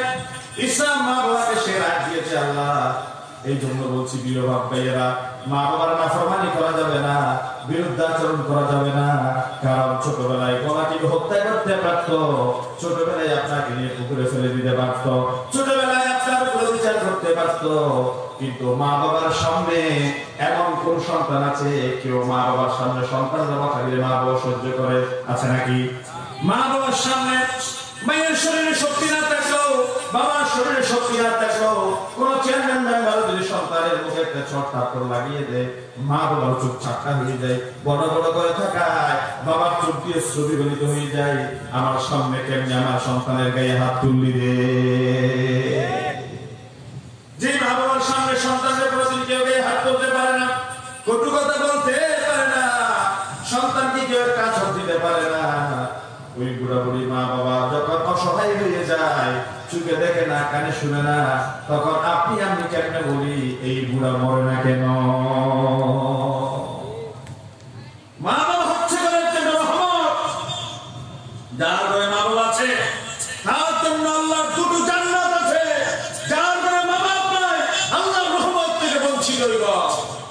এই জন্য মা বাবার কদমে হাত দেয়, মা বাবার কাছে দোয়া চান, মা বাবার জন্য হারিয়ে তোফা পাঠান, ফোন করেন, খবর রাখেন, যোগাযোগ রাখেন, কাজে যাওয়ার আগে মার কাছে অনুমতি নেই। মা ঘরে আছে, অন্তত এই কথা বলে যাবেন, মা আমি বের হচ্ছি, তুমি দোয়া করুন। আপনার মা দোয়া করতে জানে না, পড়াশোনা জানে না, আপনার মা কাজের বুয়া, আপনার বাবা ব্রিক্সিলের শ্রমিক, গার্মেন্টসের নিম্নমানের শ্রমিক, মনে হতে পারে শ্রমিক, মনে হতে পারে কর্মচারী, মনে হতে পারে কাজের বুয়া। আল্লাহ দরবারে আপনার জন্য বকরি সাহেবের চেয়ে বেশি দামি, ঠিক বলে বড় আব্দুল কাদের জিলানীর চেয়ে বেশি মর্যাদাবান আপনার বাবার এই বিভাগ। পৃথিবীর কোন পীর আপনার জন্য কোন কল্যাণ করার মালিক নয়, আপনার মা বাবা আপনার কল্যাণের মালিক। আল্লাহ আপনার মা বাবার সে অধিকার দিয়েছে। প্রিয় ভাইরা আমার নবীকে মদিনার রাষ্ট্রের পরিচালনা করবেন, সর্বপ্রথম আল্লাহর ইবাদতের কথা বললেন, 2 নম্বর মা বাবার খেদমতের কথা বললেন। এই জন্য আমার মতো বলেন আল্লাহর ইবাদত, কথা বলেন আল্লাহ, মা বাবার খেদমত, মা বাবার বলেন আল্লাহর ইবাদত, মা বাবার খেদমত, এই দুইয়ের ভিতরে আল্লাহর জান্নাত। আল্লাহু আকবার। 3 নম্বর মূলনীতি আল্লাহ রাব্বুল আলামিন বলেন, ওয়াআতিদাল কুরবা হাক্কাহু ওয়াল মিসকিনা ওয়া বানাস সাবিল ওয়া লা তুবাযযির তাবযীরা। 3 নম্বর মূলনীতি হচ্ছে আপনার নিকটাত্মীয় যারা আছে, মিসকিন যারা আছে, অসহায় জনগোষ্ঠী যারা আছে, আপনি নিজের মেধায় যোগ্যতায় অনেক টাকা ইনকাম করেন, এই কথা মনে করার কোনো সুযোগ নাই। আপনি সিএ কমপ্লিট করেছেন, আইসিএম কমপ্লিট করেছেন, এলএলবি কমপ্লিট করেছেন, বিশ্ববিদ্যালয় থেকে সর্বোচ্চ ডিগ্রি নিয়ে কোটায় পড়ে বড় চেয়ারে বসে বড় অফিসারের পদ করেছে, আপনি মনে করবেন না আপনি রাতারাতি অফিসার হয়ে গেছেন। আপনি এই কথা মনে করার সুযোগ নাই রাতারাতি আপনি গার্মেন্টসের মালিক হয়ে গিয়েছেন, এই কথা মনে করার কি সুযোগ আছে? আপনি যখন ছোট ছিলেন আপনার প্রতিবেশী আপনাকে 5 টাকা দিয়েছিল, আপনার প্রতিবেশী একটা চা দিয়েছিল আপনার সামনে, আপনার প্রতিবেশী একটা ড্রেস কিনে দিয়েছিল, আপনার প্রতিবেশী একটা বই কিনে দিয়েছিল, আপনার প্রতিবেশী একটা কলম কিনে দিয়েছিল, আপনি জানেন না ওই কলমটা না পেলে আপনার শিক্ষা জীবন ওই জায়গায় থেমে যেত। এই যে বাংলাদেশ ব্যাংকের গভর্নর ডক্টর আতিউর রহমান, তিনি বলছেন ক্যাডেটে যখন তিনি টিকেছেন তার সেই মাস্টার হুজুর চাচা 250 টাকা প্রয়োজন ছিল ভর্তির জন্য, 200 টাকা কোনোভাবে ব্যবস্থা করে দিয়েছেন। এই যে 50 টাকা পরের হাত থেকে বাজার থেকে চাঁদা তুলে নিয়েছেন, 50 টাকা তিনি 1 হাজার 2 হাজার 5 হাজার 10 টাকা করে বাজার থেকে বিক্রয় করে চাঁদা তুলে 250 টাকা ব্যবস্থা করে ক্যাডেটের ভর্তির ব্যবস্থা করে দিয়েছিল। ডক্টর আতিউর রহমান গভর্নর হওয়ার পরে তিনি বলছেন দুধ বিক্রি করে বড় হয়ে যাবে আতিউর রহমান, আমার নাম ছিল আতাউর রহমান, আমার মেধা বুদ্ধি বিচক্ষণতা দেখে আমার স্যার নাম দিয়েছে আতিউর রহমান, ব্যতিক্রম বানিয়ে দিয়েছে। আমি যদি ডক্টর আতিউর রহমান বাংলাদেশ ব্যাংকের গভর্নর হয়েছি, 50 টাকার সেই দেন এখনো শোধ করতে পারি না। যে আমার চাচা আমার 200 টাকা ব্যবস্থা করে দিয়েছিল, 200 টাকা দিয়ে দিলাম হয়ে গেল, কিন্তু 50 টাকা রাস্তায় থালা বিছিয়ে দিয়ে, ছট বিছিয়ে দিয়ে, থালার উপরে ছটের উপরে 1 টাকা দিয়েছে, 50 50 টাকা দিয়েছে, 2 টাকা দিয়েছে, আমার 50 টাকা কার পকেটে টাকা আজ পর্যন্ত আমি আবিষ্কার করতে পারি না। এই জন্য প্রিয় ভাইরা, আমি বড় আলেম হয়ে গেলাম, বড় হাফেজ হয়ে গেলাম, আপনি বড় ডাক্তার হয়ে গেলেন, বড় প্রফেসর হয়ে গেলেন, বড় ইঞ্জিনিয়ার হয়ে গেলেন, বড় গার্মেন্টসের মালিক হয়ে গেলেন, বড় শ্রমিক নেতা হয়ে গেলেন, বড় কাউন্সিলর হয়ে গেলেন, বড় মেয়র হয়ে গেলেন, এমপি মন্ত্রী হয়ে গেলেন, আপনার ছোটবেলায় আপনার জীবনে কার অবদান আছে, কার এহসান আছে আপনি জানেন না। এই জন্য আপনার এক সিগনেচারের ভিতরে মানুষের চাকরি হয়, আরেক সিগনেচারে মানুষের চাকরি যায়। ঠিক কি বলেন? এরকম অনেক অফিসার আছে, হ্যাঁ বললে চাকরি হয়, না বললে চাকরি যায়। আমার আল্লাহ বলছে আলাম ইয়াজিদিকা ইয়াতীমান ফাআওয়া, রাসূল আমি আপনার ইয়াতীম পেলাম, কত বড় সই দিলাম, ওয়াজাদাকা দাল্লান ফাহাদা, ওদের সন্তানকে অবস্থায় পেলাম, পথে গেলাম, ওয়াজাদাকা আইলান ফাআগনা, অসচ্ছল অবস্থায় পেলাম, আপনারা সচ্ছল বানিয়ে দিলাম। আল্লাহ নবীকে বলছেন, কাকে বলেন? আল্লাহ নবীকে বলছেন ইয়েতিম পেলাম, আশ্রয় দিলাম, পথের সন্ধানকারী পেলাম, পথ দেখালাম, অসচ্ছল পেলাম, সচ্ছল বানালাম। সুতরাং ফাআম্মাল ইয়াতীমা ফালা তাকহার, কোন ইয়েতিম যদি আপনাদের সামনে এসে হাত তুলে গলা ছাড়িয়ে দিবেন না। ওয়া আম্মাস সাইলা ফালা তানহার, কোন সাইলের কোন ভিক্ষুক যদি আপনার দরজায় এসে দাঁড়ায়, গলা ছাড়িয়ে দিয়ে খিড়কি দিয়ে কপালে বাজ ফেলে কথা বলবেন না। আপনি ছিলেন অসহায়, আপনি ছিলেন দরিদ্র, হতভাগা, আল্লাহ আজকে আপনাকে বড় করেছে। অনেকে এমন আছে গার্মেন্টসের শ্রমিক, নিম্ন পর্যায়ে ভাগ্যের চাকা ঘুরে তিনি গার্মেন্টসের মালিক হয়ে গিয়েছে। অনেকেই আছে না, দোকানে কর্মচারী ছিলেন, ভাগ্যের চাকা ঘুরে আমার চেনাও বেনিফিটে অনেকেই আছে। আমি ছিলাম আমার এলাকায়, চাকরি করেছি 1000 টাকা, 2000 টাকা, 500 টাকা, সময়ের ব্যবধানে তিনি দোকানের মালিক হয়ে গেছে। যার কাছে তিনি চাকরি করতে, ওই মালিক এখন একটা চাকরির জন্য তার কাছে ফোন করে, 1000-2000 টাকার জন্য তার কাছে ফোন করে। ভাগ্যের চাকা কারোটা পেছনে করলো, কারোটা সামনে করলো। মালিককে কথা বলেন, মালিককে।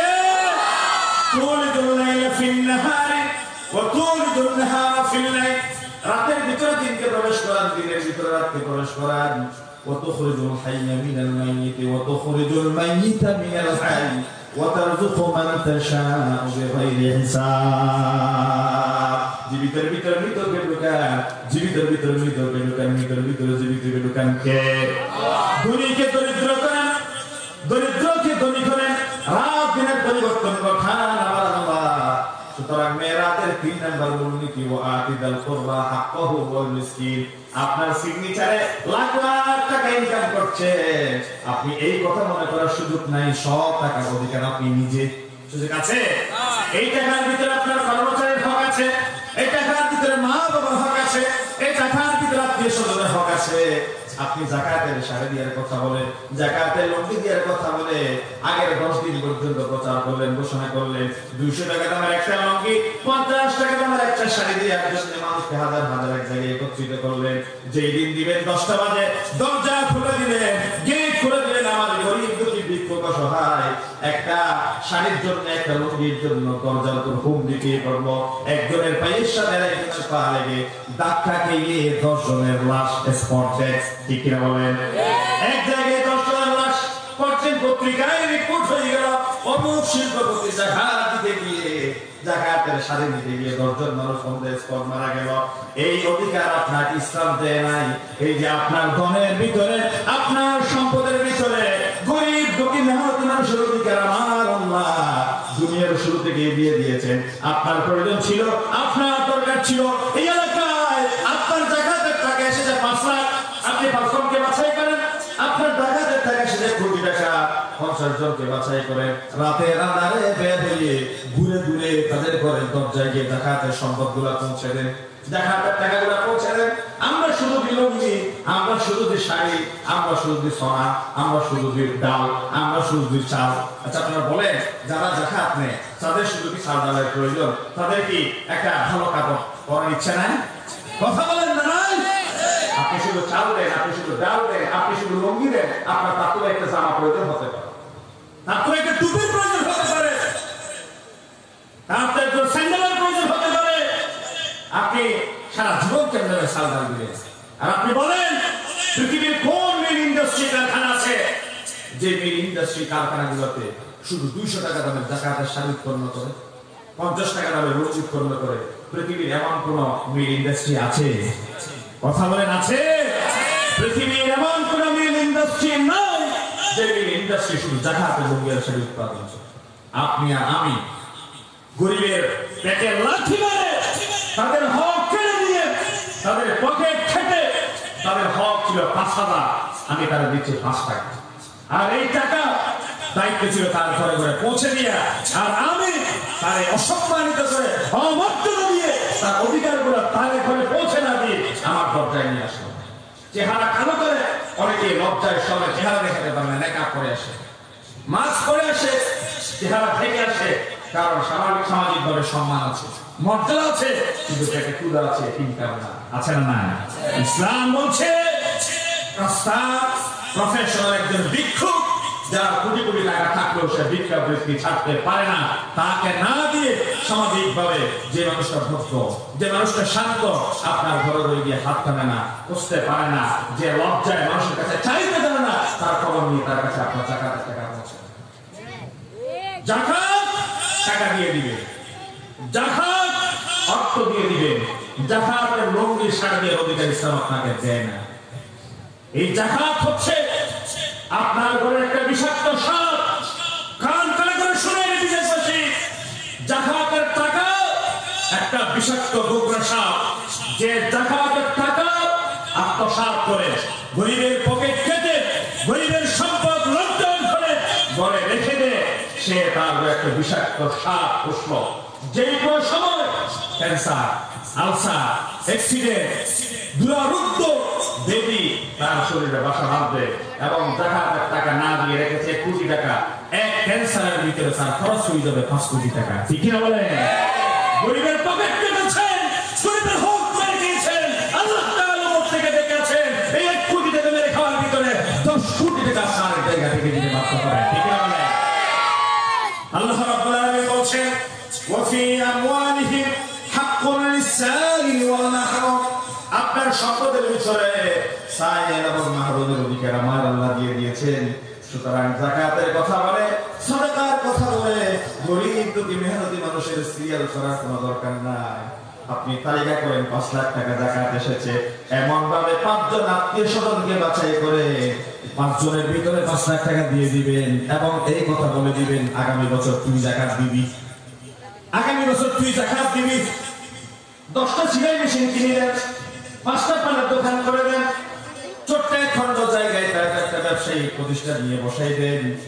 আমার নবীর কাছে এই যে ভিক্ষার জন্য এসেছে, আমার নবীর টাকাগুলো দিয়ে কম্বল বিক্রি করে অর্ধেক দিলেন কুদার কিনে, আর অর্ধেক কম্বল কিনে দিলেন। আল্লাহু আকবার। এই যে কম্বল কেনা দিয়ে কিছু টাকা দিলেন, কিছু টাকা দিয়ে কুদার কিনে দিলেন। এই কুদার কিনে দিয়ে আর পরে সে পরিশ্রম করলো, পরিশ্রমের কিছু দিলেন ব্যবধান। আমার নবীর হাতে এসে সে যাকাতের কিছু টাকা দিয়ে বলছে, ইয়া রাসূলুল্লাহ, আমি ওই ব্যক্তি যে কিছুদিন আগে আপনার কাছে খয়রাতের জন্য এসেছিলাম, আপনি নবী আমার ঘরের কম্বল কেনা বিক্রি করে কিছু টাকা খাওয়ার জন্য দিয়েছিলেন, কিছু টাকা দিয়ে একটা কুঠার কিনে দিয়েছিলেন, পরিশ্রম করলাম, মেধা দিলাম, আমার ইনোভেটিভ থিংকিং এর মাধ্যমে অনেক টাকার মালিক হয়ে গেলাম, আমার টাকার যাকাতের অংশ আপনার হাতে দিয়ে দিলাম। আল্লাহু আকবার। যাকাত গরিব দরিদ্রের বৈষম্য দূরীভূত করে, সুদ গরিবের রক্ত চুষে নিয়ে গরিবের পকেটকে আরো মোটা করে। এই জন্য ইসলাম যদি রাষ্ট্রীয় ক্ষমতায় অধিষ্ঠিত হয়, গরিব দরিদ্রের বৈষম্য দূরীভূত করার জন্য যাকাত ভিত্তিক অর্থ ব্যবস্থার প্রবর্তন করবে।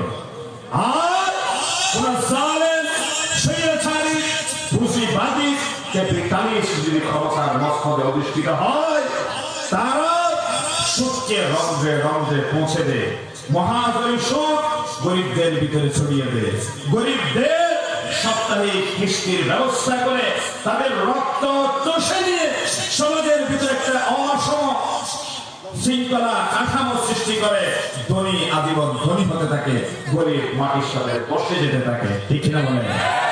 এই জন্য ইসলাম চায় যাকাত ভিত্তিক অর্থ ব্যবস্থা। আর তথাকথিত পুঁজিবাদী অর্থ ব্যবস্থায় চায় সুদভিত্তিক অর্থ ব্যবস্থা। সমাজে যদি ইসলাম আইন হয়ে যায়, ধনী দরিদ্রের বৈষম্য দূরীভূত হয়ে যাবে। আমার নবী 23 বছর রাষ্ট্রীয় ক্ষমতায় ছিলেন না, শুধু ছিলেন 10 বছর। কয় বছর? 10 বছর। মক্কায় 13 বছরকে তিনি শুধু নবী হিসেবে ছিলেন, দায়িত্ব পালন করতে পারেন না। রাষ্ট্রীয় ক্ষমতার বাইরে ছিলেন। মদিনার 10 বছরে তিনি একটি ক্ষুধা দারিদ্র সুখী সমৃদ্ধশালী একটি সুন্দর সোনালী মদিনা রাষ্ট্র কায়েম করলেন। এই সুখী সমৃদ্ধশালী মদিনা রাষ্ট্র কায়েমের ভেতরে কোনো ছিল না ঝামেলা, কোনো ছিল না বিশৃঙ্খলা, কোনো ধরনের ছিল না জুলুম, অত্যাচার, শোষণ। ঠিক কি বলে? প্রিয় ভাইরা, অনেক কথা বলার ছিল। রাত 12:10 হয়ে গিয়েছে, আর সময় ছিল 12:10। এখন শেষ করতে যাচ্ছি। আল্লাহ তাআলার কাছে সাহায্য চাই। এতক্ষণ পর্যন্ত আমি যা কথা বললাম সময় উপযোগী, বাস্তব সম্মত কিছু কথা আপনাদের সামনে বলার চেষ্টা করলাম। আল্লাহ তাআলা কোরআনুল কারীমের সম্মান, মর্যাদা, ইসলামের ইজ্জত আবরু রক্ষায় যখন যা সিদ্ধান্ত আসবে, মুসলমান মাথা পেতে নিয়ে যেন রাস্তায় নেমে কোরআনের ইজ্জত রক্ষায় আল্লাহর সামনে হাজির হতে পারে। আল্লাহ কবুল করুক। সকলে বলে আমিন। আল্লাহ কবুল করুক। সকলে বলে আমিন। কারণ বড় দুর্দিন অপেক্ষা করছে আমাদের জন্য, ভয়ঙ্কর একটা দিন অপেক্ষা করছে। এই দুর্দিনে যদি সুচিন্তিত বিবেকের মাধ্যমে আমরা একটা রায় দিতে না পারি, একটা সিদ্ধান্ত উপনীত হতে ব্যর্থ হয়, তাহলে আগামীর দিনে দাড়ি নিয়ে, টুপি নিয়ে, জামা নিয়ে চলা মুশকিল হয়ে যাবে। আগামী দিন ভয়ঙ্কর কঠিনতম পরিস্থিতি আমাদের জন্য অপেক্ষা করছে। এই জন্য অনেক সম্মান, ইসলামের মর্যাদা রক্ষায় যখন যেই সিদ্ধান্ত আসবে, সেই সিদ্ধান্তকে আমরা মাথা পেতে নিতে পারি। আমরা বিহাত আমার আল্লাহর কাছে সেই সিদ্ধান্তকে মাথা পেতে নিতে পারি। আল্লাহ তৌফিক দান করুন। তুমি তোমার বান্দাদের হাত, তোমার হাতে তোমার বান্দাদের হাত দেখে তুমি সাক্ষী থাকো, কিয়ামতের ময়দানে এই দুটো হাত জাহান্নাম থেকে বাঁচার সামান বানিয়ে দিও। বলে আমিন। হাতনামা ইউমা তৌফিক ইল্লা বিল্লাহ। আসসালামু আলাইকুম ওয়া রাহমাতুল্লাহি তাআলা ওয়া বারাকাতুহু। সম্মানিত উপস্থিতি,